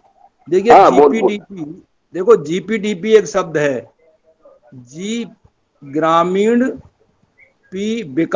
जीपीडीपी का मतलब डेवलपमेंट प्लान, ग्राम पंचायत डेवलपमेंट प्लान है। हाँ बोलिए। प्लान कौन बना रहा है? ये प्लान क्या सहभागिता से बन रहा है? क्या ये पार्टिसिपेटरी सूक्ष्म नियोजन हो रहा है गांव में बैठा के? वो बात ही तो इनको एक मिनट पूरा करना। क्या हम रिसोर्स मैपिंग करा रहे हैं गांव में कि भाई पहले क्या क्या काम हो चुके हैं, क्या वहां पे रिसोर्स है और अब आगे क्या होना है? क्या हम एक्टिविटी मैप बनाते हैं? ये कुछ नहीं होता, इसलिए ये सब गड़बड़ है। जीपीडी ये आ गई बात। ये सोहन जी ने यही बात कही है कि ये नहीं है, इसको हमें करना है। बनाने के लिए एक्सपर्ट टीम चाहिए। उस एक्सपर्ट टीम का मैंने माइक्रो प्लानिंग टीम कहा है, तो वो कंप्लीट हो चुका है। और भी अगर सजेशन है तो ठीक है। अब आपकी बात और इनकी सोहन जी की एक ही बात है। अब मेरे साथ में बाबू खान जी जुड़े हुए हैं, बहुरू सैनी जुड़े हुए हैं। बाबू खान जी अपनी बात। बाबू खान जी कोई बात। टिकुराम जी सरपंच भी है। हाँ बोलिए टीकूराम जी साईं, आप बोलिए, कोई बात कहना चाहे तो। माइक खोलिए टीकूराम जी, बात कहिए। हरि सिंह जी कुछ कहना चाह रहे हैं, माइक खोला था। हरि सिंह जी आप बताइए। हाँ हरि सिंह जी आइए आइए, आपसे पहले भी हम सवाल कर रहे थे, आप बोलिए हरि सिंह जी। सर मेरा कनेक्ट हो गया था, डिस्कनेक्ट हो गया था। मैं आपको इसी जीपीडीपी के क्रम में मैं बताऊं, स्टेट फाइनेंस को जो सबसे इम्पोर्टेंट अपने को बात कहनी है ना, वो मेरी डायरा जी से बात हुई है कि अब अपने को जो प्लानिंग का जो पैटर्न है ना, उसको भी बदलने की बात करनी होगी। जब हम स्वतंत्रता के 70 साल बाद में भी अगर फील्ड्स को बाइंड कर देंगे और 1 साल पहले से प्लानिंग को पूरी तरह से बाइंड करके भेज देंगे, फिर उसके बाद जो आकस्मिकताएं आती है उनके काम हो नहीं पाते। हमें बात करनी पड़ेगी कि अब हमें स्टेट फाइनेंस से पूरा पैसा अनटाइड के रूप में चाहिए। अनटाइड का मतलब है कि ग्राम पंचायत अब इतनी सक्षम हो गई कि वो अपनी प्लानिंग, अपनी जरूरतें, स्थानीय जरूरत के हिसाब से पैसे को खर्च करे। और अनटाइड पैसा प्राप्त हो रहा, उसमें भी 25% पैसा कंटिजेंसी के रूप में आना चाहिए, जिससे कि इमरजेंटली कोई भी समस्या खड़ी होती है, कोई हमें तत्कालीन कोई काम करना होता है, आज के प्लान में कोई रिवाइज प्लान के अलावा कोई प्रोविजन नहीं है कि हम स्टेट फाइनेंस के पैसे को खर्च कर सके। पहले जरूर होता था कि अपने पास में एक था कि चेक से पेमेंट होते थे, पंचायतों के प्लान थे वो ऑफलाइन थे, उनमें काम ऐड हो जाते थे। और जब हम तकनीकी युग में घुस रहे हैं, आगे जा रहे हैं, तो हमें स्टेट फाइनेंस से क्लियर कट ये जो है रिबेट्स लेनी पड़ेगी कि हमारा पूरा पेमेंट जो है स्टेट फाइनेंस की मदे अनटाइड के रूप में भी आए। वो अपने डायरेक्टिव्स बता सकते हैं कि ये एरिया होंगे, इनमें पंचायत अपनी लोकल जो है जरूरत के हिसाब से अपना काम कर सके।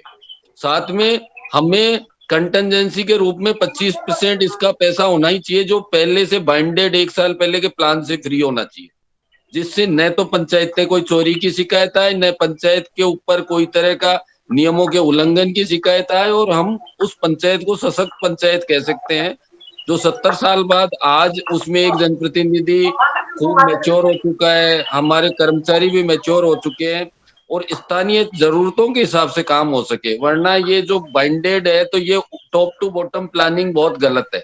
अगर बाइंड कर दिया, ऊपर से बांध दिया और आपको कहा कि डिसेंट्रलाइज प्लानिंग हो रही है, तो उसका कोई औचित्य नहीं है आज की डेट में। बिल्कुल हमें इसको मजबूती से कहना चाहिए। बहुत बड़ी बात कही आपने हरि सिंह जी। बात हम इसी दूरी पे जाना चाह रहे हैं और यही मिशन है।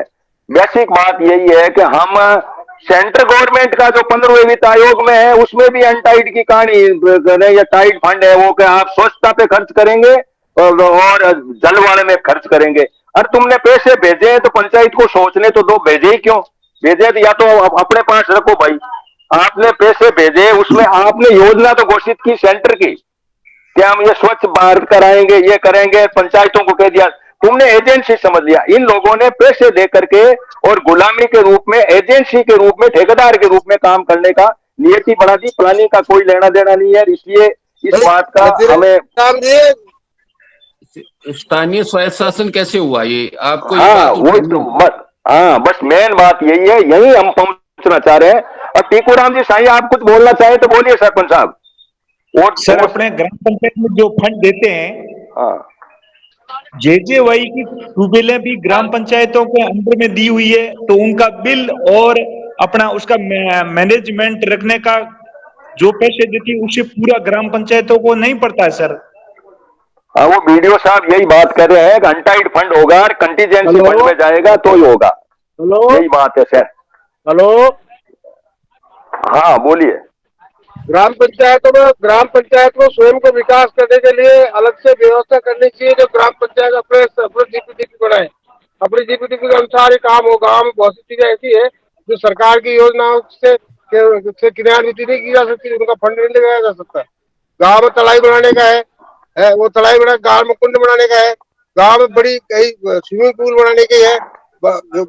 रिच गाँव बनाना चाहते हैं, जिनको अच्छा गांव जिनको बनाना चाहते हैं, सारी फैसिलिटीज गार्डन वगैरह की, इस सब के लिए अगर ग्राम पंचायत अपने स्वयं के सोर्स इकट्ठे करे, स्वयं का पैसा लाए, तो उसको अपने तरीके से खर्च करके गांव का डेवलपमेंट हो सकता है। गांव के डेवलपमेंट के लिए ग्राम पंचायत को सोर्स इनकम है वो।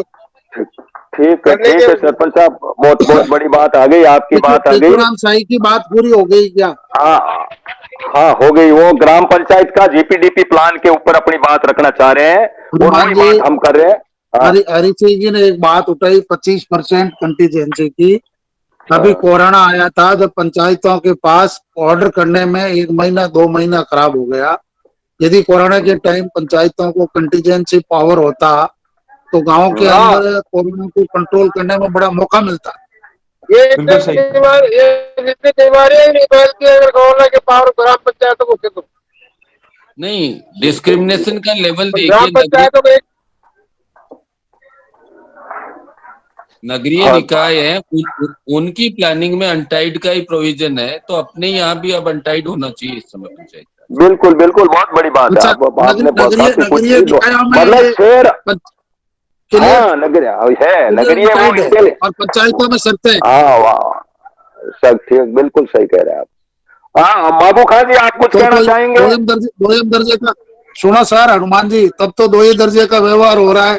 नगर पालिका के साथ हाँ अलग हो रहा है। व्यवहार दे रहे हैं अपने साथ। हाँ बिल्कुल बिल्कुल फंड फंड फंड कॉमन है दोनों का। लेकिन बात में वो लोग इंटेलिजेंट हैं, वो लोग अपनी मीटिंगें करते हैं, अपनी बात को रखते हैं। वहां भी है गड़बड़ जाना, लेकिन इतना नहीं है। वो समझदारी वहां शहर के मामले में ज्यादा है और पढ़े लिखे जमात की ज्यादा है, इसलिए हम भी करेंगे इस बात को। बाबू खान जी कुछ बोलना चाहेंगे? बाबू खान जी के बाद में एक गुमान सिंह जी सैनी है। जी सर, मेरा हाँ निवेदन बाबू था खान जी, हाँ जी। बोलिए बाबू खान जी। ये जीपीडीपी की जो कार्य योजना केवल कागज खाना पूर्ति रह जाती है, डारा साहब ने बता दिया इस बारे में। तो जैसे विकास जीपीडीपी के जो प्लान बने वास्तव में धरातल पर उतरे हो और वो मुख्य आवश्यकता जो है गांव की उसी के अनुरूप बने। हाँ लेकिन ठीक है बाबू। टीएफसी जो केंद्र सरकार का पैसा है वो एक निश्चित मापदंड के अनुसार उसको आवंटन के लिए बाधित कर दिया जाता है, तो ग्राम पंचायत अपनी अपेक्षाएं पूरी नहीं कर पाती।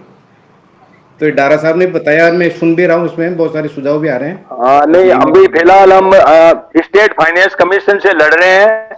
सेंट्रल जी गवर्नमेंट वाली लड़ाई सेकंड फेज में करेंगे, क्योंकि अभी जी लड़ाई हमारी जो ये मीटिंग है स्टेट फाइनेंस कमीशन के अंदर जा रही है, उसी के कर रहे हैं कि हम इसको कैसे किस तरीके से करें।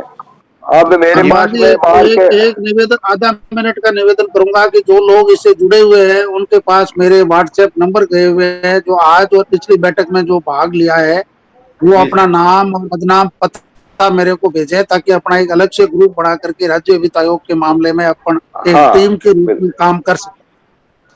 जी सर बिल्कुल, ये बिल्कुल आपको लड़ाई, ये साथ में आपके जो है अनूप जी दाइमा, आप वहाँ जयपुर से आपको डील करते रहेंगे।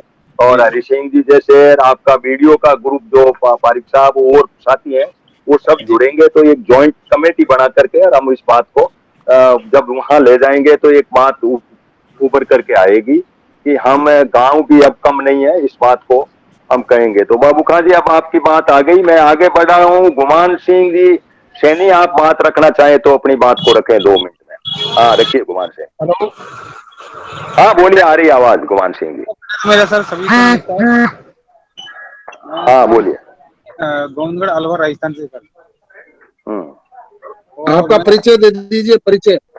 हाँ सर, गुमान सिंह सैनी, गोविंदगढ़ अलवर राजस्थान। हाँ बोलिए। हाँ, मैं सर इसके बारे में कहना चाह रहा था सर, ये जो पंचायत राज है, पंचायत राज के जो अपना ये सिस्टम है सर, ये पूरा जो पैसा है वो गाँव के लिए नहीं आता है और ये भ्रष्टाचार से बीच में ही रह जाता है। और इसमें से मानो जैसे सर 100 रुपए हैं, उसमें से 20 तो ये जो सर ये अपना जो उद्देश्य है सर, इसको सरकार के सामने रखेंगे कितना ही सुझाव।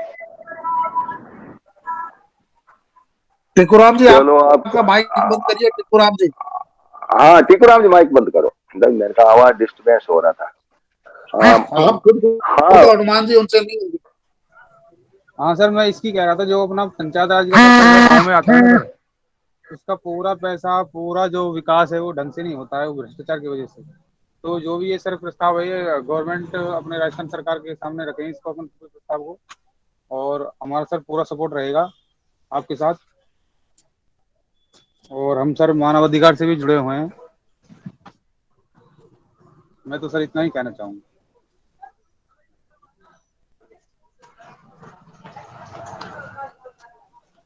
नमस्कार।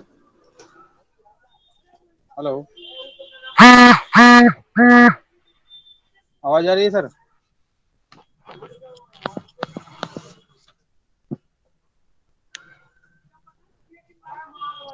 हेलो। हाँ बोलो बोलो भाई। हाँ सर मैंने कह दिया सर, जवाब दे दिया है आपको। शर्मा जी इनका बाइक बंद करिए। और ये अशोक जी पारिक यदि इतनी बातें सुनने के बाद में कोई अच्छा गाइड कर अच्छा अच्छा, सकते हैं ओके ओके सर। तो अशोक जी पारिक हमारी मदद करें, वीडियो साहब। नमस्कार। एक बार फिर आप सबको एक्चुअली इतनी सारी बातें हुई और सारी बातें करने के बाद जो दो तीन चीजें तो हमने इस निष्कर्ष के तौर पर हमने निकाल भी ली है कि हमको किस तरह से आगे बढ़ना है। रिगार्डिंग एक तो बात जो टैक्सेशन वाली बात है, जहां तक जो पंचायती राज एक्ट में प्रोविजन है कि टैक्सेशन हम कोई भी ग्राम पंचायत या पंचायत समिति अपना टैक्सेशन इम्पोज कर सकती है, उसका एक प्रोसेस है। उस प्रोसेस में अगर आप वाहनों पर, जैसे पत्थर व्यवसाय है, वाहन आते हैं, उस पर भी टैक्स इम्पोज करने की पावर ग्राम पंचायतों को है, लेकिन एक्चुअली हम इस तरह की चीजों पे कभी जाते नहीं है। और उसमें प्रोविजन है कि आप टैक्स कलेक्ट कैसे करेंगे, उसका जो आपको कॉस्ट बेनिफिट एनालिसिस करना पड़ेगा, टैक्स कलेक्शन में कितना पैसा खर्च होगा, टैक्स आपके पास कितना आएगा, उसमें ग्राम पंचायत को क्या फायदा होगा, ये सब हम प्रोविजन करके जिला पंचायत समिति के माध्यम जिला परिषद और फिर स्टेट गवर्नमेंट को भेजेंगे तो टैक्सेशन की पावर ग्राम पंचायत को मिल जाती है। लेकिन एक बहुत लेंथी प्रोसेस है और तो उसके हिसाब से अगर कोई ग्राम पंचायत करना चाहे तो वो अपना टैक्स इम्पोज कर सकती है। तो सबसे बड़ी बात जो चीजें जितनी भी हो रही हैं उनमें एक प्रॉब्लम जो मैंने एक्ट को पढ़ा उससे मुझे लगा सब चीजों को कि हमें 240D कुछ हो गया। इसके बाद जब उसके अकॉर्डिंग एक्ट बना तो एक्ट में सब कुछ स्वायत्त ये कहा कि ग्राम पंचायत ये करेंगी वो करेंगी सब कुछ करेंगी, लेकिन लास्ट में एक लाइन एक क्लोज में डाल दिया गया कि ये जितनी भी जो हम बात कर रहे हैं उन सब पर सुपरसीड गवर्नमेंट की जो भी गवर्नमेंट है, स्टेट गवर्नमेंट किसी भी तरह का कोई भी इम्पोजिशन इन सब पर कर सकती है। जब आपने सब कुछ स्वायत्ता देकर एक लाइन सारी शक्तियां जो है एक ही लाइन से आपने वापस राज्य सरकार को दे दी इस प्रोविजन एक्ट में, तो इसके उसी लाइन के प्रोविजन से राज्य सरकारें सभी तरह की जो अनटाइड फंड नहीं देती हैं, ये जो जितने भी चीजें होती है वो सिर्फ और सिर्फ ये जो क्लोज उसमें एक्ट में प्रोविजन है उसके आधार पर सब चीजें होती है। अगर वो क्लोज वहां से हट जाता है तो पूर्ण ग्राम पंचायतें पूर्णतः स्वतंत्र होंगी, एक तरह से उसी तरह जिससे राज्य सरकारें स्वतंत्र होती है। लेकिन वो जो लाइन की राज्य सरकारें किसी भी तरह का कोई भी इंपोजिशन किसी भी लेवल पर राज्य सरकार कर सकती है तो सारी शक्तियां वापस पुनः राज्य सरकार के पास आ जाती हैं। तो फिर हमारे पास एक्चुअली जो भी चीजें हैं वो एक डॉल्ड्रम के बीच में ही है कि हम राज्य सरकार और हमारी अपनी विल के बीच में हम संघर्ष करते रहे। तो ये जो प्रोविजन है ये सबसे खतरनाक प्रोविजन हमारे इसमें किया गया है और उसकी वजह से सारी प्रॉब्लम ये क्रिएट होती है। अगर हम किसी भी तरह से क्लोज में ये वाला जो क्लोज हटा दें और एक्ट उसके अदरवाइज एक्ट बने तो वो बहुत अच्छी तरह से एक्ट बना हुआ है, उसमें सभी तरह की पावर्स हैं, लेकिन अल्टीमेट पावर राज्य सरकार के पास है उसे, इसलिए वो स्वायत्ता होने के बावजूद भी हमारे किसी तरह से हम स्वायत्त इस मामले में नहीं होते। बहुत धन्यवाद पारिक साहब, ये मिशन बहुत लंबा है, हम इंडिया लेवल पे लगे हुए हैं और PIL भी लगा रहे हैं और ये सिग्नेचरी पूरे इंडिया में सिग्नेचर के लिए भी चल रहा है। 29 सब्जेक्ट आए और जो बलवंत मेहता और जितने अशोक मेहता की रिपोर्ट और उनके अंदर जिस तरह से ये जो 73 कॉन्स्टिट्यूशन अमेंडमेंट हुआ उसकी भाव ये था कि और 40 में जो बात लिखी हुई थी कि पंचायतों को ऑटोनोमसली काम करने की भावना है, तो हम भावना की लड़ाई लड़ रहे हैं। अब उसके अंदर राज्य सरकार हमारी भावना के साथ में खिलवाड़ करेगी तो हम प्रेशर ग्रुप के मार्फत इनसे फाइट करेंगे, न्यायपालिकाओं से, धरनों से, हड़तालों से, लिखने से, सारी स्थिति में करेंगे। फिलहाल हम एक बार हम ये राउंड कर रहे हैं, स्टेट फाइनेंस कमीशन को एक बार हम अपना डेलीगेशन भेज दें, फिर हमारा ये लंबा मिशन चलेगा, उसमें आप सबके लोगों की साथ की अपेक्षा भी रहेगी, क्योंकि ये जो बातें चल रही है ना ये छोटी बातें बिल्कुल एकदम से कि साहब ये पंचायतें जानती नहीं, ट्रेंड नहीं है, या ये भ्रष्टाचार है या फला है, ये सब एक गोरख धंधे के तहत है सारा। गांव के मामले में भ्रष्टाचार की मैं यह बताऊं कि गांव के लोग स्कूल में मैक्सिमम पैसा लगाते हैं 26 जनवरी 15 अगस्त को, सारा का सारा। दूर से कई कार्यक्रम है जिनके अंदर गौशालाएं पूरी गांव वाले चलाते हैं, ये सारी योजनाओं के नाम है इनके पास में। बाकी गांव इतने सशक्त हैं, गांव इतने विभक्त नहीं है, सशक्त है। अब इसमें 5 लोग कोई ऐसे अपनी राजनीतिक अपनी मंशा हल करे वो एक अलग बात है, जिसमें राजस्थान को तो मैं विशेष दर्जा देना चाहूंगा। हरियाणा भी गया हूं, हमारी मीटिंग है वर्चुअल हुई है, हरियाणा हुई है, एमपी, ये साथी जुड़े हुए हैं कई मेरे साथ में, यूपी, हरियाणा, पंजाब सारे जुड़े हुए हैं। और हमारा मिशन जो पिछली बार 2 अक्टूबर को हमने लॉन्च भी किया था, सोमल जी मीटिंग में मौजूद थे, थ्रू आउट इंडिया हमने लॉन्चिंग किया था कि 29 सब्जेक्ट हमें दे दो, नहीं हो तो हम पीआईएल के लिए हस्ताक्षर के लिए 26 जनवरी तक हमारा मिशन है, ये चल रहा। फिलहाल हम स्टेट फाइनेंस कमीशन के पास भेजें तो सोमन जी अब बात ये आ रही है कि अनूप जी दाइमा, हरी सिंह जी, पारिक साहब और कई ऐसे साथी हैं, सरपंच साहब जो जैसे मेहंदीपुर बालाजी वाले हैं, ये चूनीलाल जी हैं, ये जिन जिन के टैक्स रेवेन्यू ज्यादा है, या जो जहां भी हम देख रहे हैं, तो एक तो अनटाइड की लड़ाई भी हमें लड़नी ही पड़ेगी। जो व्यवस्था, हाँ मुझे 1.5 मिनट दिया जाए। हाँ बोलिए सर। पहले तो मैं ये निवेदन करूं कि इसमें जो 24 प्रतिभागी है अपन, बहुत कम लोग जुड़े हैं। मैंने करीब 100 ग्रुप के अंदर ये मैसेज डाला था, जनप्रतिनिधि, पंचायती राज, ग्राम विकास अधिकारी। तो अपनी जो मीटिंग चल रही है इसके बारे में कोई लोग गलत प्रचार भी कर रहे हैं कि पंचायतों के किसी को इस तरह से इंटरफेयर कर रहे हैं। तो अपन इसके माध्यम से, आपने पहले भी कहा कि हम तो 29 विषय और 73 संविधान संशोधन के तहत पंचायतों को शक्तियां देने की पैरवी कर रहे हैं। दूसरा, जो अशोक जी पारिक साहब ने टैक्स प्रोसेस बताया, ये टैक्स प्रोसेस बहुत टफ है। इस तरह की मशीनरी नहीं है ग्राम पंचायत और पंचायत समिति में कि जो टैक्स के प्रोविजन और बाईलॉज बना सके। इसके लिए अपन एक वित्त आयोग को दें कि भाई टैक्स प्रोसेस का एक क्लियर फंडा बना दिया जाए कि वो सरल प्रक्रिया और पंचायत चाहे तो लगाए, उसमें राज्य सरकार को इंटरफेयर नहीं करे। तीसरा, ये जो लोग आज जुड़े हैं, बड़े मुश्किल से बहुत कम लोग जुड़े हैं, जबकि 100 लोग जुड़ सकते थे, जो भी 20-25 लोग जुड़े हैं, इसको अपने एक क्लब बनाए और आज जो अलग अलग मुद्दे आए राज्य वित्त आयोग के अलावा, उसके ऊपर भी अपन वर्चुअल और फिजिकल मीटिंगें करें, पंचायतों को मजबूत करें। और ये जो भ्रष्टाचार की बात है, वो 2, 4, 5% हर स्तर पे, उसे भ्रष्टाचार के नाम पे पंचायतों के अधिकारों को नहीं रोका जा सकता, क्योंकि गांव में सीधा पब्लिक से मुखातिब होना पड़ता है, सरपंचों को और पंचों को या पंचायत समिति जिला परिषद के प्रधान प्रमुखों को। तो इतना भ्रष्टाचार का कोई स्थान नहीं है। ये पंचायतों को बदनाम करने के लिए मीडिया या अदर कोई वर्कर होते हैं, वो पंचायतों पे अनावश्यक राई का पहाड़ बना के पंचायतों को बदनाम करते हैं। तो अच्छी पंचायतें काम कर रही है, उनको भी अपन को वर्चुअल मीटिंग की तरह जोड़ना चाहिए, मेरा तो यही निवेदन है। और ये ज्ञापन के लिए जो आज एक्सरसाइज हुई है, इस ज्ञापन का प्रारूप कैसे बने, अनूप जी दैया से, अशोक जी पारिक से, हरि सिंह जी से और सरपंच साहब जुड़े हैं 4-5, उनसे अपन निवेदन करेंगे कि अपन एक ज्ञापन आपस में शेयर करें और एक फॉर्मल ड्राफ्ट भी उपलब्ध कराएं। और मैंने राज्य वित्त आयोग की 5 रिपोर्टें हैं, वो भी ग्रुप में शेयर कर दी है, तो उन लोगों को पढ़ना चाहिए कि ज्ञापन में क्या क्या बातें आई आज तक और उसमें से कौन सी लागू नहीं हुई है। राज्य वित्त आयोग 5 ने रिपोर्ट दे दी और 5 में जो रिपोर्टें थी वो राज्य सरकारों ने लागू क्यों नहीं की, उनको आइडेंटिफाई अलग से करें और नया वर्जन अलग से करें। मेरा यही निवेदन है। धन्यवाद।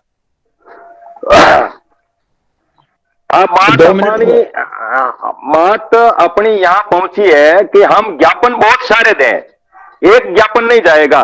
सरपंचों के ज्ञापन, पंचायत समिति ज्ञापन, इंडिविजुअल ज्ञापन, सैकड़ों ज्ञापन जाए और हर एक में अपने अपने तरीके से बात आए, लेकिन उन ज्ञापन की निगरानी कमेटी एक 5 आदमियों की एक जगह कंपाइल हो जाए, उस बात को हम एक जगह ले लें, ताकि क्या है कि वहां जब फिजिकल मीटिंग हो स्टेट फाइनेंस कमीशन के साथ में, तो उस पर एक प्रेशर बनाया जा सके, हम मेंटली अपने आप में प्रिपेयर रहे कि हमने ये बात अनटाइड की लिखी थी, हमने ये बात ये लिखी थी, हमने ये बात लिखी थी, वो वहां पे आ जाए।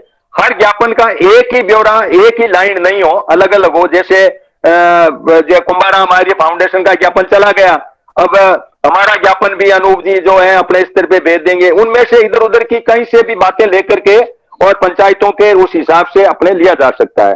अब ऐसे ज्ञापनों को पढ़ के प्रेरणा भी मिल सकती है कि इन्होंने किस तरह बनाया और मेरी लोकल स्थिति। हाँ नहीं, वो आपस में व्हाट्सएप में शेयर किया जा सकता है इसको। हरलाल जी, डीएफओ साहब कुछ कहना चाह रहे हैं, हरलाल जी बोलिए। सर नमस्कार। हाँ नमस्कार। तो मैं इस पंचायती राज संस्थाओं से जुड़ा रहा हूँ साहब 2-3 बार। पहले जिला परिषद से पहले जो डीआरडीए थे तब भी और जिला परिषद हुए तो भी मैं डेपुटेशन पे रहा हूँ। ये जो जिला आयोजना समिति की बात हो रही थी ना साहब, आपका थोड़ा परिचय दे दे, कहाँ से क्या है? मैं हरलाल सिंह हूँ, मैं रिटायर्ड डीएफओ हूँ। और जब मैं एसीएफ था 93 से 95 तक मैं था जिला वो डीआरडीए में, और फिर 94, 5, 6 में मैं इस आपके जिला परिषद में भी रहा हूँ।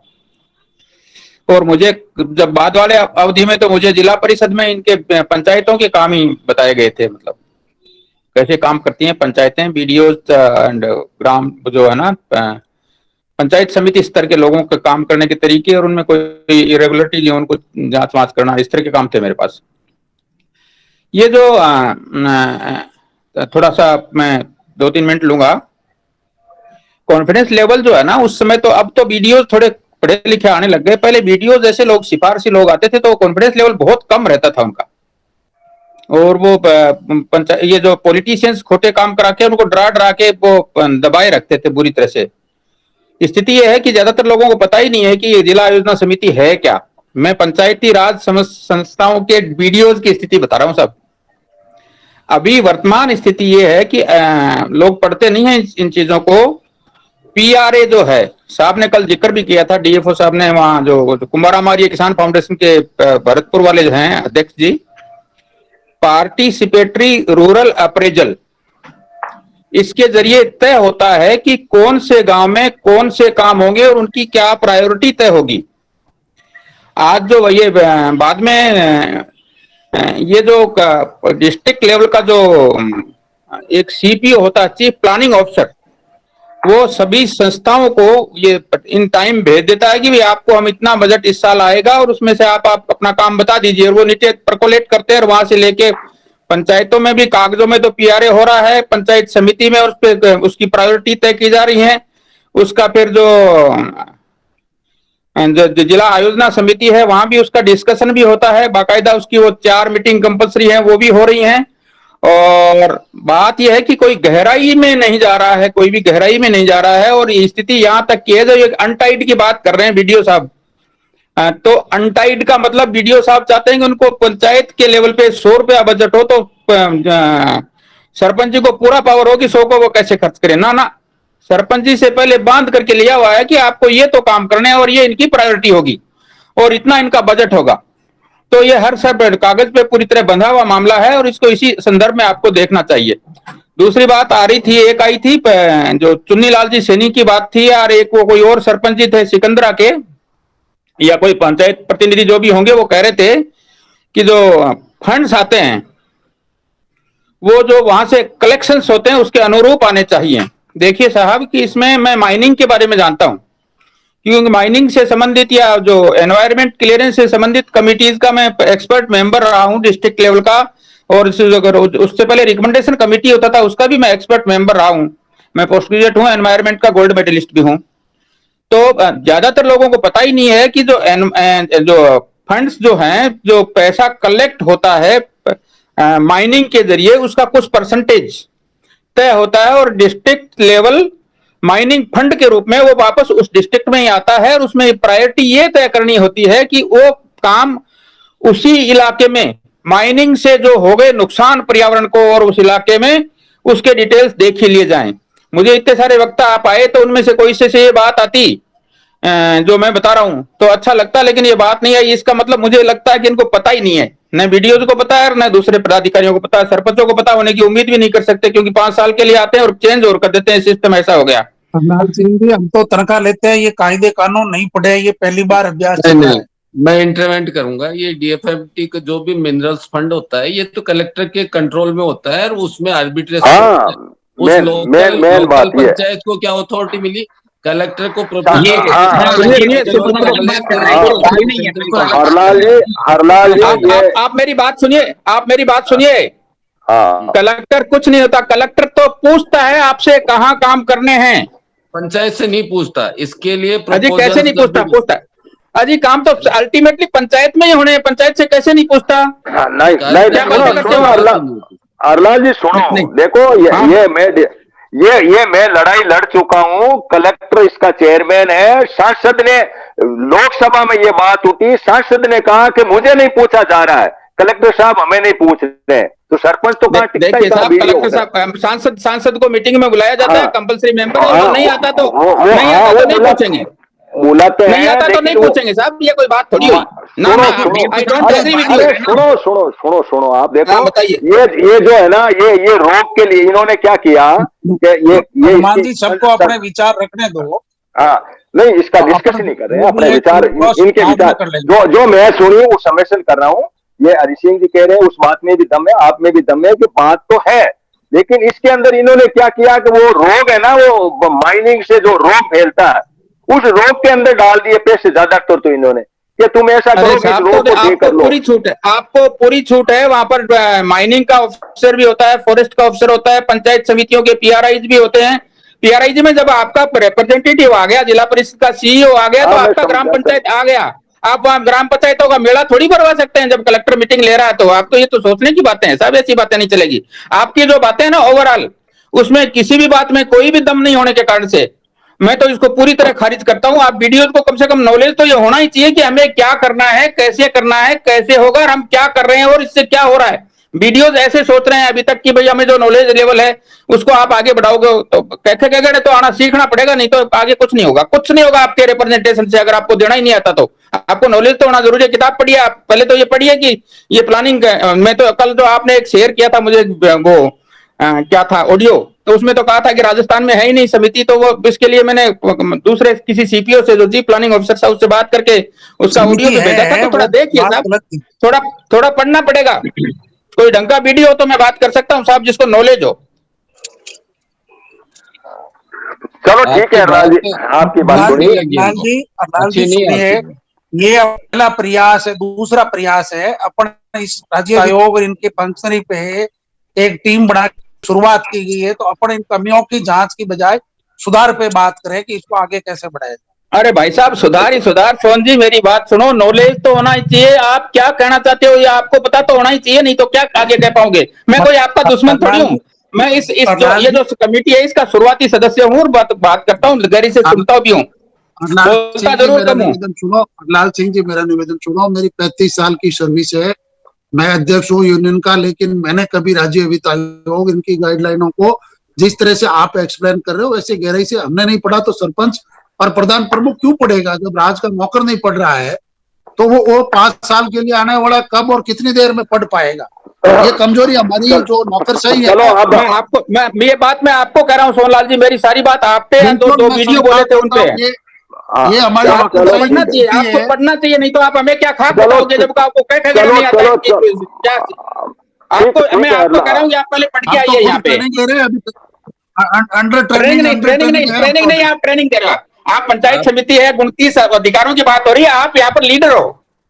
You are not suppose to behave like this. आपको पढ़ के आना चाहिए और ये सारी बातें तो आनी चाहिए कि उसमें क्या हो रहा है, क्या नहीं हो रहा, क्यों नहीं हो रहा, क्या होना चाहिए, कितना हो पाता है। कागजों में सब कुछ हो रहा है जिसकी चर्चा हो रही है। अनटाइड की फंड की बात कर लेते हैं, सिर्फ कह तो आता नहीं, और XYZ की बात कर रहे हैं तो कौन मानेगा आपकी बात? मिस्टर, इस तरह से आप बात नहीं करेंगे। आपको नॉलेज है तो बहुत अच्छी बात है। आप क्या है, आप ACF है, RFSC तो है, आप हम भी RDS है। आपके RFS तो अलग एग्जाम होती है, RDS से थ्रू आए तो क्या बात कर रहे हैं?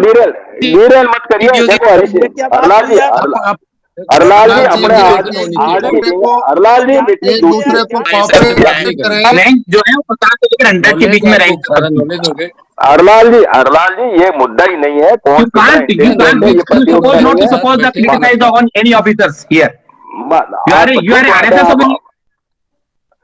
आप अरनाल जी ये कोई विवाद का विषय नहीं है। यहाँ आपने अपनी बात रख दी, हमने अपनी बात आपकी सुन ली। अब इसमें क्या है, दम भी तो होना चाहिए ना।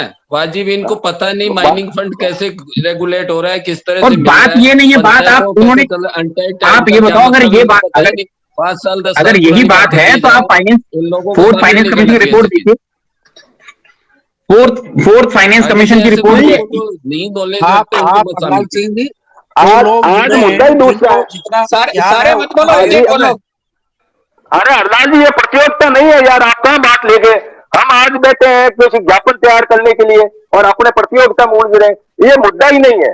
बात यह है कि हम एक ज्ञापन बना रहे हैं, स्टेट फाइनेंस कमीशन के लिए बना रहे हैं। हमारा मिशन है तो वो लड़ाई दूसरी है। हम अपनी लड़ाई लड़ते रहेंगे। ये मुद्दा आज का है ही नहीं कि जहां हम कर रहे हैं। हम जो बात है वो लड़ाई नहीं कर रहे हैं साहब, लड़ाई नहीं कर रहे हैं।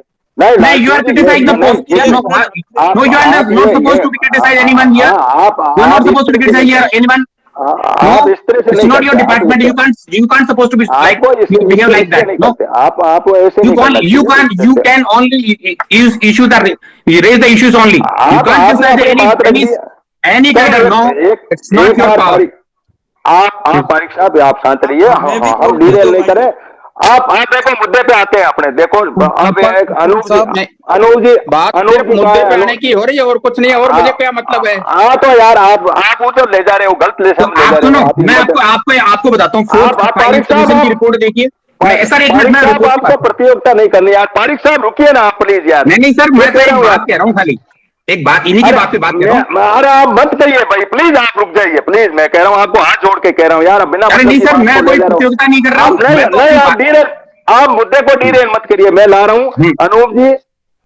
अनूप जी मुझे ये बताइए कि हम इस ज्ञापन को कैसे बनाए, सोहन जी और अनूप जी। आप विवेक, इस ज्ञापन को बनाने के लिए मेरा सोहन जी मूड है कि पंचायत के द्वारा, वीडियो के द्वारा और जनरल पब्लिक मैन के द्वारा और एक्टिविस्ट के द्वारा 10-20 ज्ञापन बने, और जिनमें ये जो बातें अपन ने डिस्कस की, ये सारी बातें उसमें कहीं न कहीं टच कर जाए।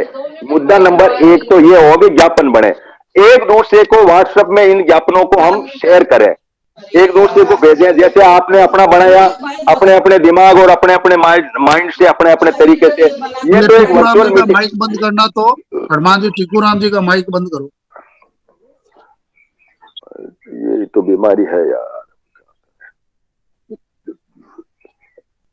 टीकूराम जी भी हो गया, बंद है। हाँ चलो बंद। तो अब ये बताइए अनूप जी, आगे की रणनीति क्या है कि अपना ज्ञापन तो आप अपना तैयार कर रहे हो, उसमें जो बातें आई है, कुछ बातें अपन ने आज समअप करने के लिए कोशिश की है कि कुछ बातें आ जाए। लाल सिंह जी वगैरह इन्होंने अपना भेज दिया, ठीक है। हम अपने 243 जेडी के तहत प्लानिंग कमीशन वाली बात और जो आपने बात कही, उन बातों को हम इसमें ज्ञापन में ले आए। ये ज्ञापन आप जो है सोहन जी को और हरि सिंह जी वीडियो साहब और जो पारिक साहब है इनको भी भेज दो। ये अपने ग्रुप में, इनके वीडियो के ग्रुप में डिस्कशन करके कुछ एड अप कर लेंगे। अब रहा सवाल सरपंचों के अंदर, सरपंच भी जो चोनीलाल जी और ये कुछ रेवन्यू वाले, वो मेहंदीपुर बालाजी वाले इनको है, तो उनको भी अपने, उनके अंदर भी उनकी बात आ जाए। वो अपने ज्ञापन में देख भाई हम इतना रेवन्यू दे रहे हैं तो हमारी बात भी सुनो आप। और फिर जो बात उभर करके आए तो स्टेट फाइनेंस कमीशन भी बंदे कि बजट देने का मतलब ये नहीं है कि सिंपली लिख दिया कि आपको 7% की जगह 8% दे दिया और आप भागो यहां से जाओ खर्च करो। ये नहीं है। खर्च करने का मतलब हमारा दूसरा होगा कि अनटाइड में होगा, टाइड में होगा, किस तरीके से होगा, क्या होगा। ये सारी बातें हम इसमें अपने ज्ञापन में ले आए। इस बात को आप कहां तक सोचते हो, ये बात आप समअप करो और फिर सोहन जी को इसका आगे का लाइजनिंग ऑफिसर बनाओ आपके साथ में, कि जितने भी लोग हैं उन लोगों को लाइजन करके तुरंत ज्ञापन जाए एक बार। ये जो दूसरी लड़ाई है ना, वो लड़ाई हम अपने करें। लाइजनिंग ऑफिसर अशोक जी पारिक को बनाओ, उनका जो भी बनाओ। ये मैं समझ, आप समझे नहीं, पंचायत राज मंत्रालय में हम आपको जानते हैं।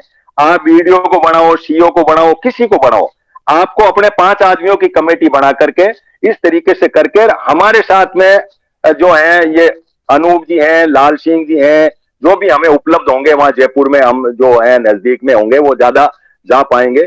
फिर एक फिजिकल मीटिंग के बारे में आप एक प्रयास करो, वीडियो साहब भी करें, आप भी करो, ताकि फिजिकल जो हम ज्ञापन भेजे 50-100 जितने जाए, हर गांव का जाए तो क्या फर्क पड़ता है, कौन सा वो वहां पे कोई ज्ञापन तो रुकते नहीं है। मेल भेजना सिंपली तो बन जाए। मोटा मोटा अपने डिस्कस कर लिया कि ये बातें ज्ञापन में आए, ठीक है ना। रेवेन्यू कहां से, जैसे लाल सिंह जी ने कहा कि रेवेन्यू ओवरऑल तो यार वहां जा रहा है ना, उसी का परसेंटेज आएगा। हम कह रहे हैं कि दारू का हमें अलग दे दो, इसका अलग दे दो, तो वो बातें सारी आनी चाहिए हमारे पास में। एक मिनट यार लाल सिंह जी, थोड़ा सा प्लीज आप 2 बार आगे। नहीं लूंगा मैं तो एक लाइन। देखो 2 तरीके होते हैं, आप दोनों को मिक्स कर रहे हो। कैसे बताइए? तरीका तो ये है कि आप अपनी डिमांड को पूरी रख दो और मुझसे मांग लो, आपने एक माइक्रो प्लानिंग बनाई, माइक्रो प्लानिंग से एक जीपीडीपी बनाया और हमको उसको फेंक दिया, भैया ये पैसा चाहिए। अब आप उसमें मेरे यहाँ दारू बिकती है, मेरे यहाँ पत्थर निकलता है, मेरे यहाँ ये निकलता है, वो नहीं जोड़ सकते, क्योंकि जो काम आप यार अरे ज्ञापन जाने दो ना, अब नहीं जुड़ेंगे तो ज्ञापन रिजेक्ट हो जाएगा। ज्ञापन तो जाने दो, 500 जाए तो क्या भाई, 500 ज्ञापन जाए तो स्टेट फाइनेंस कमीशन के क्या कोई वहां पे कोई बहुत बड़ा नुकसान हो रहा है क्या? जाए नहीं, अपने अपने माइंड से जाए। दूसरा एक तरीका और है, ये तरीका है साहब, हम इतना माल निकाल सकते हैं, हमारा ये रिसोर्स है, हम सेल्फ डिपेंडेंट है, हमको इसको दे दो, हम अपना काम चला लेंगे। ये तरीका होता है, दोनों को मिक्स करोगे भाई। मैं कह रहा हूँ ये तो फिजिकल मीटिंग और फाइनल होगा तब होगा, ज्ञापन ही तो भेज रहे हैं हम। आज चोनी लाल जी कह रहे हैं कि मैं करोड़ रुपए दे रहा हूँ, तो उसमें क्या प्रॉब्लम, क्या इनको कहने दो ना, उनको भेज ही रहे हैं कि भाई मैंने पैसा इतना दिया, तुमने मुझे क्या दिया। बात तो चलने में क्या दिक्कत क्या है, भेजे 500 ज्ञापन जाए, क्या दिक्कत कहाँ आ रही है बताओ उसमें? स्टेट फाइनेंस के ऑफिस में 25 कर्मचारी काम कर रहे हैं, 25 कर्मचारी तो वो संभालेंगे सबके, चाहे 1000 भेजो आप मेमोर, कितने मेमोर उनको ज्ञापन, आदमी है वहाँ पे 25 आदमी तनख्वाह ले रहे फ्री में, वो बैठे बैठे क्या करेंगे, कुछ काम तो मिलेगा उनको, वो तो फ्री में बैठे तनख्वाह ले रहे हैं एक तरह से। स्टेट फाइनेंस के ज्यादा से ज्यादा भेजो, पढ़ेंगे हर गांव से भेजो, बिल्कुल 1 लाख ज्ञापन भेजो, पढ़ पढ़ के थक जाएंगे, एक्सटेंशन करेंगे, फिर आगे बढ़ाएंगे। जाने तो ज्यादा ज्ञापन दोगे, ज्ञापन जाने तो लाखों रुपए तनख्वाह किस बात के लिए, वो बड़ा किस लिए?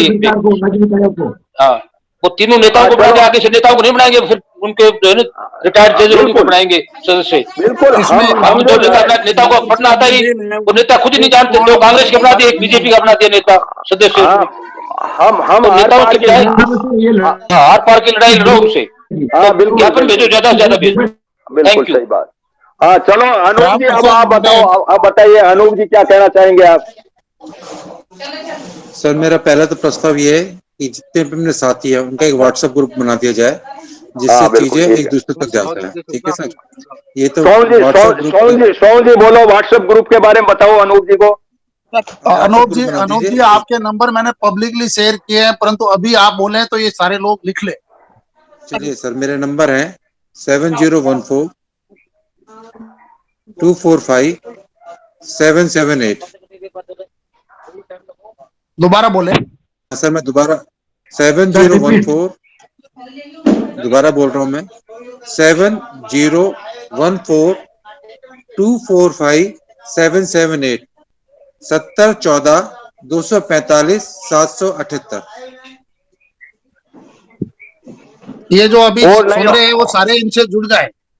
हाँ ये व्हाट्सएप ग्रुप बन लो। चलो व्हाट्सएप ग्रुप फाइनल हो गया। आप बताइए सेकंड क्या करें? सेकेंडरी ये है सर, हमको अपने वहां का, हमको जो राज्य वित्त आयोग को भेजना है कि हमको जिला बजट चाहिए। जिला बजट के तहत में हमारे जिले से प्रत्यक्ष अप्रत्यक्ष रूप से जो भी कर, आप ये अमर जी माइक बंद करिए। अमर जी कसाना माइक बंद करो अपना। हमें वित्त आयोग के समक्ष में जिला बजट पेश करना पड़ेगा, जिसमें हमको ये बात रखनी पड़ेगी कि राज्य सरकार जिला बजट की घोषणा करे, अपने राज्य सरकार के साथ में जिला बजट की घोषणा हो, जिसके तहत में हमारे राज्य सरकार हमारे जिले से प्राप्त रेवेन्यू का उसमें लेखन हो और हमारे जिले को मिलने वाले पैसे का को दर्ज किया जाए, और उस जिला बजट का जो भी निर्धारण हो वो जिला आयोजना समिति द्वारा हो। जिला आयोजना समिति जो भी वो प्रस्ताव भेजे उसमें जीपीडीपी का उल्लेख होना चाहिए, बाकायदा वो डॉक्यूमेंटेशन होना चाहिए। एक बात करो अनूप जी, आप मैं इसमें तो आपको रोक रहा हूं, इसमें आप ये करो कि जो 3 बातें इंपॉर्टेंट है ना वो आप लिख करके इस व्हाट्सएप ग्रुप में डाल दो, सोहन जी को डाल दो, ये अपने दे देंगे। ये करीब करीब सबके ज्ञापन में आए, अपनी अपनी बात सबकी आ जाए। चुनीलाल जी अपनी बात, चौथी बात जोड़ दे, 5वीं बात, भाई बातें तो 10 जोड़ी जा सकती है ना, उसमें क्या दिक्कत है अपने को। बिल्कुल तो ये 3 बातें जो कॉमन है वो आ गई, आपकी बात आ जाए, वो सबको पास पहुंच जाए। अब नेक्स्ट प्लान बताइए आगे कैसे बढ़े? ये जो हम राज्य वित्त आयोग को जो हम जी अपना ज्ञापन देंगे, जो सभी आएगा, उसकी एक मॉनिटरिंग कमेटी बनाई जाएंगे, जो कि हम जिसमें हम जितने भी सदस्य हैं जो वर्क करना चाहते हैं वो उस कमेटी को लेकर उस मॉनिटरिंग कमेटी द्वारा राज्य वित्त आयोग और उस व्यक्ति के जो ज्ञापन आए उसके बीच में एक पुल का काम करें, जिसके तहत में वो जो व्यक्ति सक्रिय व्यक्ति जो नीचे हैं हम उसको ताकत दे पाएंगे और राज्य वित्त आयोग पर दबाव बना पाएंगे और समय समय पर इस बात को लेकर राज्य वित्त आयोग के पास चलो इसमें मैं रोक रहा हूं आपको कि यहाँ लगभग 5-7 ग्रुप काम कर रहे हैं। मेरा भी ग्लोबल यूनाइटेड पंचायत भी कर रहा है, कुंभाराम आर्य फाउंडेशन में ये हरलाल जी और ये डीएफओ साहब ये जो हो गए ये भी कर रहे हैं, एक वीडियो का भी है हरि सिंह जी वगैरह वो भी काम कर रहे हैं, एक इनका ग्रुप है सोमन जी वगैरह इनका वीडियो का ग्रुप है वो भी काम कर रहा है। तो इस तरीके से एक ये ह्यूमन राइट से संबंधित ये बात कर रहे हैं तो ये भी आएंगे, ये भ्रष्टाचार मिटाएंगे, इनको भी अपने तो साथ रखने में मुश्किल नहीं है। एक मान साहब वगैरह जो ऑडिट में काम किए हुए लोग हैं उनका भी कोई ग्रुप 5-7 ग्रुप के एक आदमी हम ले लें ताकि एक दूसरे के ज्ञान को आपस में शेयर किया जा सके। फाइट आपस की टकराव की बजाय हम कॉमन होकर के और स्टेट फाइनेंस कमीशन से फरार करेंगे, ये हमारा मिशन होगा। ये कमेटी आपको बना करके और आप उसके कोऑर्डिनेटर बन जाना, सोम जी जो है जॉइंट कोऑर्डिनेटर हो जाएंगे और बाकी हम लोग जितने हैं वो आपके मेंबर हो जाएंगे और जब कभी मीटिंग होगी तो हम जाकर के उनसे बात करेंगे कि साहब ये हमारा कोऑर्डिनेटर ग्रुप है और आप बात करिए पैसा दीजिए, ये बात हमारी उसमें आ जानी चाहिए, ये मैं सोचता हूँ। कोई इसमें सुझाव हो तो बताइए सोम जी, इसमें कोई किंतु परंतु लगता हो आपको तो बताइए। नहीं सर, अच्छा सजेशन है अनूप जी का, अपने ग्रुप के तहत ही काम कर पाएंगे तभी बात लोगों को समझ में आएगी। एक मैं कह रहा था कि हरलाल जी बिश्नोई जुड़े हुए हैं, ये कौन है, इनका परिचय भी हो जाए, इनकी बात सुन जाए। हरलाल जी बिश्नोई RSC बिजली करके एक्शन है और एग्जीक्यूटिव इंजीनियर से रिटायर्ड हैं और हमारे साथ में जुड़े हुए हैं, MP से भी जुड़े हुए हैं। लेकिन मैं एक बार इस पे धुरी पे ले आऊं फिर कोई बात दूसरे पे आ जाए, क्योंकि पंचायत की बात है तो पंचायत हमारी पहले प्राथमिकता पे आई हुई है। तो हम चाहेंगे ये बिजली वाले मामले में इनसे सुझाव लेंगे, जो वीडियो साहब ने हरि सिंह जी ने जो बात कही थी उसके लेने के अंदर मैं इनको लाने वाला था। कौन सा टैक्स का पैसा कटता है और कैसे होता है, वो पैसा जाता कहाँ है जो हमें नहीं मिल रहा है, ये बात हम उनको लाएंगे। और कोई बात बताइए आप अनूप जी, बता करके आप अपना समअप करो देखें कि भाई ये इतना एक कमेटी बन गई और एक आपका व्हाट्सएप ग्रुप बनाने की बात आई आपके पास में, तो आप और सोम जी और ये लग करके जितने भी हैं वो जुड़ जा करके 252-56 जितने मेंबर हैं वो बन जाएं पूरे और एनर्जेटिक लोग बन जाएं। और बाकी अब ज्ञापन की 3 बातें हैं वो अनूप जी आप सबको सर्कुलेट करेंगे कि ये बातें तो उसमें आए। बाकी हर एक सरपंच अपने अपने हिसाब से अपनी अपनी बात लिखेगा और जैसा मान साहब ने कहा हमें हजारों ज्ञापन दे तो कोई दिक्कत नहीं है, उनमें फिर बातें कुछ कॉमन आ जाए और वो कोर कमेटी होगी और हजारों ज्ञापनों को लेकर के चलती रहेगी। अब हरलाल जी बिश्नोई आप ये बताइए कि पहले वीडियो साहब हरि सिंह जी ने बात उठाई थी या इन्होंने शायद दूसरे उन्होंने पारिक साहब ने उठाई थी, तो वीडियो साहब ने कि भाई ये पैसा कुछ पैसा जो है बिजली का पैसा कुछ शेष के रूप में होता है, वो पंचायतें हम देते हैं, वो पता नहीं कहाँ जाता है क्या होता है, इसके बारे में आप क्या कहना चाहेंगे, अपना थोड़ा परिचय। हाँ सर नमस्कार, हरलाल बेटा से। ये जो बिल में अर्बन सेंस का पैसा लेते हैं सर, ये नगर पालिका क्षेत्र में जो विद्युत कनेक्शन है उसे ही लिया जा रहा है, गाँव में अभी ले नहीं रहे हैं। और ये इनके जो रोड लाइट वगैरह में इनका बिल बनता है उसमें एडजस्ट हो जाता है, आज दे नहीं रहे किसी को। अभी हाल फिलहाल पूरे राजस्थान में जितना अर्बन सेंस जमा हो रहा है उतना अपने रोड लाइट का पैसा जो नगर पालिका को बिल भरना होता है वो भरते नहीं है, तो उसमें एडजस्टमेंट करते हैं। अभी तो ये चल रहा है, अभी कोई सरप्लस कोई बड़ा अमाउंट हुआ नहीं है, कहीं होता तो गांव का पैसा कहाँ जाता नहीं, गांव में अर्बन सेंस लग ही नहीं रहा है अभी सर, कर नहीं लग रहा गांव में, पानी वाला वो लगाया है अभी, ये शहर के बिलों में लगता है अर्बन सेंस। नहीं सर, अर्बन सेस की बात नहीं हो रही है, अर्बन सेस नहीं, इलेक्ट्रिसिटी जो होती है उसके ऊपर ड्यूटी लग रही है, 15 पैसे हर यूनिट पर एक्स्ट्रा चार्ज सेस लिया जा रहा है हर एक वो केंद्र सरकार का है सर, वो केंद्र सरकार को जाता है 15 पैसे जो ईडी है इलेक्ट्रिक ड्यूटी, वो केंद्र सरकार का पैसा है, केंद्र सरकार की जाता है, वो योजना में खर्च ये। अच्छा वो 15 वो फिर पारिक साहब 15वें वित्त आयोग के मार्फत अपने पास वापिस आता है। जो रूरल इलेक्ट्रिफिकेशन वगैरह होता है उसमें शेयर जाता होता है। अच्छी बात है, अच्छी बात है। हाँ, और किसी का कोई सुझाव आए तो ठीक है, वरना फिर समाप्त कर रहे हैं, अपने टाइम हो गया मीटिंग का। और कोई बात आए किसी के ध्यान में तो बताइए। जो साथी कोई नहीं बोला है उसके हिसाब से कोई किसी की बात बाकी रह गई हो, पार्समल जीनगर नहीं बोले हैं, और बाकी तो मेरे साथी हैं, वो बाकी सब जयदयाल जी नहीं बोल रहे हैं। नहीं, ये मान साहब तो बोल गए, जयदयाल जी मान साहब तो बोल गए, अभी कहा था हजारों भाई था। रामनारायण जी एमपी से, वो आपके साथ ही जुड़े तो रहते, बाकी रामनारायण जी हमारे साथ के हैं। कोई बाबू का जी आप क्या कहना चाह रहे हैं शॉर्ट में, अपनी लाइन को कह बोलना चाह रहे हैं? आपने माइक खोला बाबू का जी। बाबू का जी कोई बोलना चाह रहे हैं आप?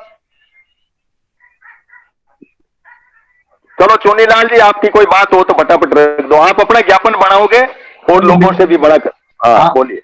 सर मेरे जो क्षेत्र में जो भी समस्या है, या जो भी जितने भी राज्य सरकार या सेंट्रल गवर्नमेंट के पास जाते हैं, और कितना जाता है, मैं मोटा मोटी आंकड़ा लेकर, और मुझे जो वास्तविक धरातल पर जो समस्या है वो ज्ञापन बनाकर मैं मेरे सरपंच संघ के लेटर पेड पर और मेरे सरपंच के लेटर पेड पर।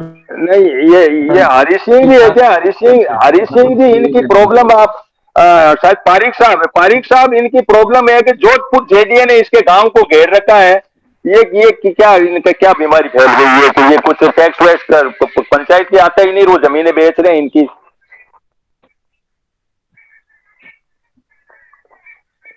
पारिक साहब सर, जैसे कि जब भी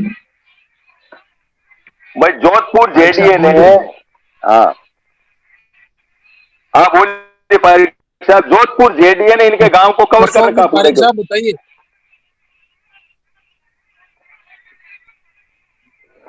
हेलो, हाँ बोलिए।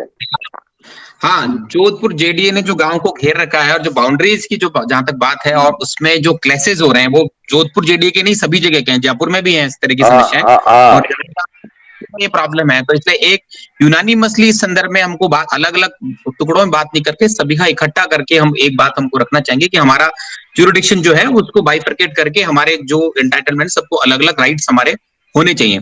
इस संदर्भ में हमको एक स्टेट लेवल पर सबको मिला के एक बात करनी पड़ेगी, क्योंकि ये सभी की समस्या है, हर एक जगह पर प्रॉब्लम है, नगर निकाय और जहां इसके लिए अलग से सेमिनार रखी जाए। हाँ, और ये जो जेडीए है, ये त्योतर संविधान से बड़ा है, छोटा है, या सरकार के एक सामान्य परिपत्र से बड़ा हुआ है?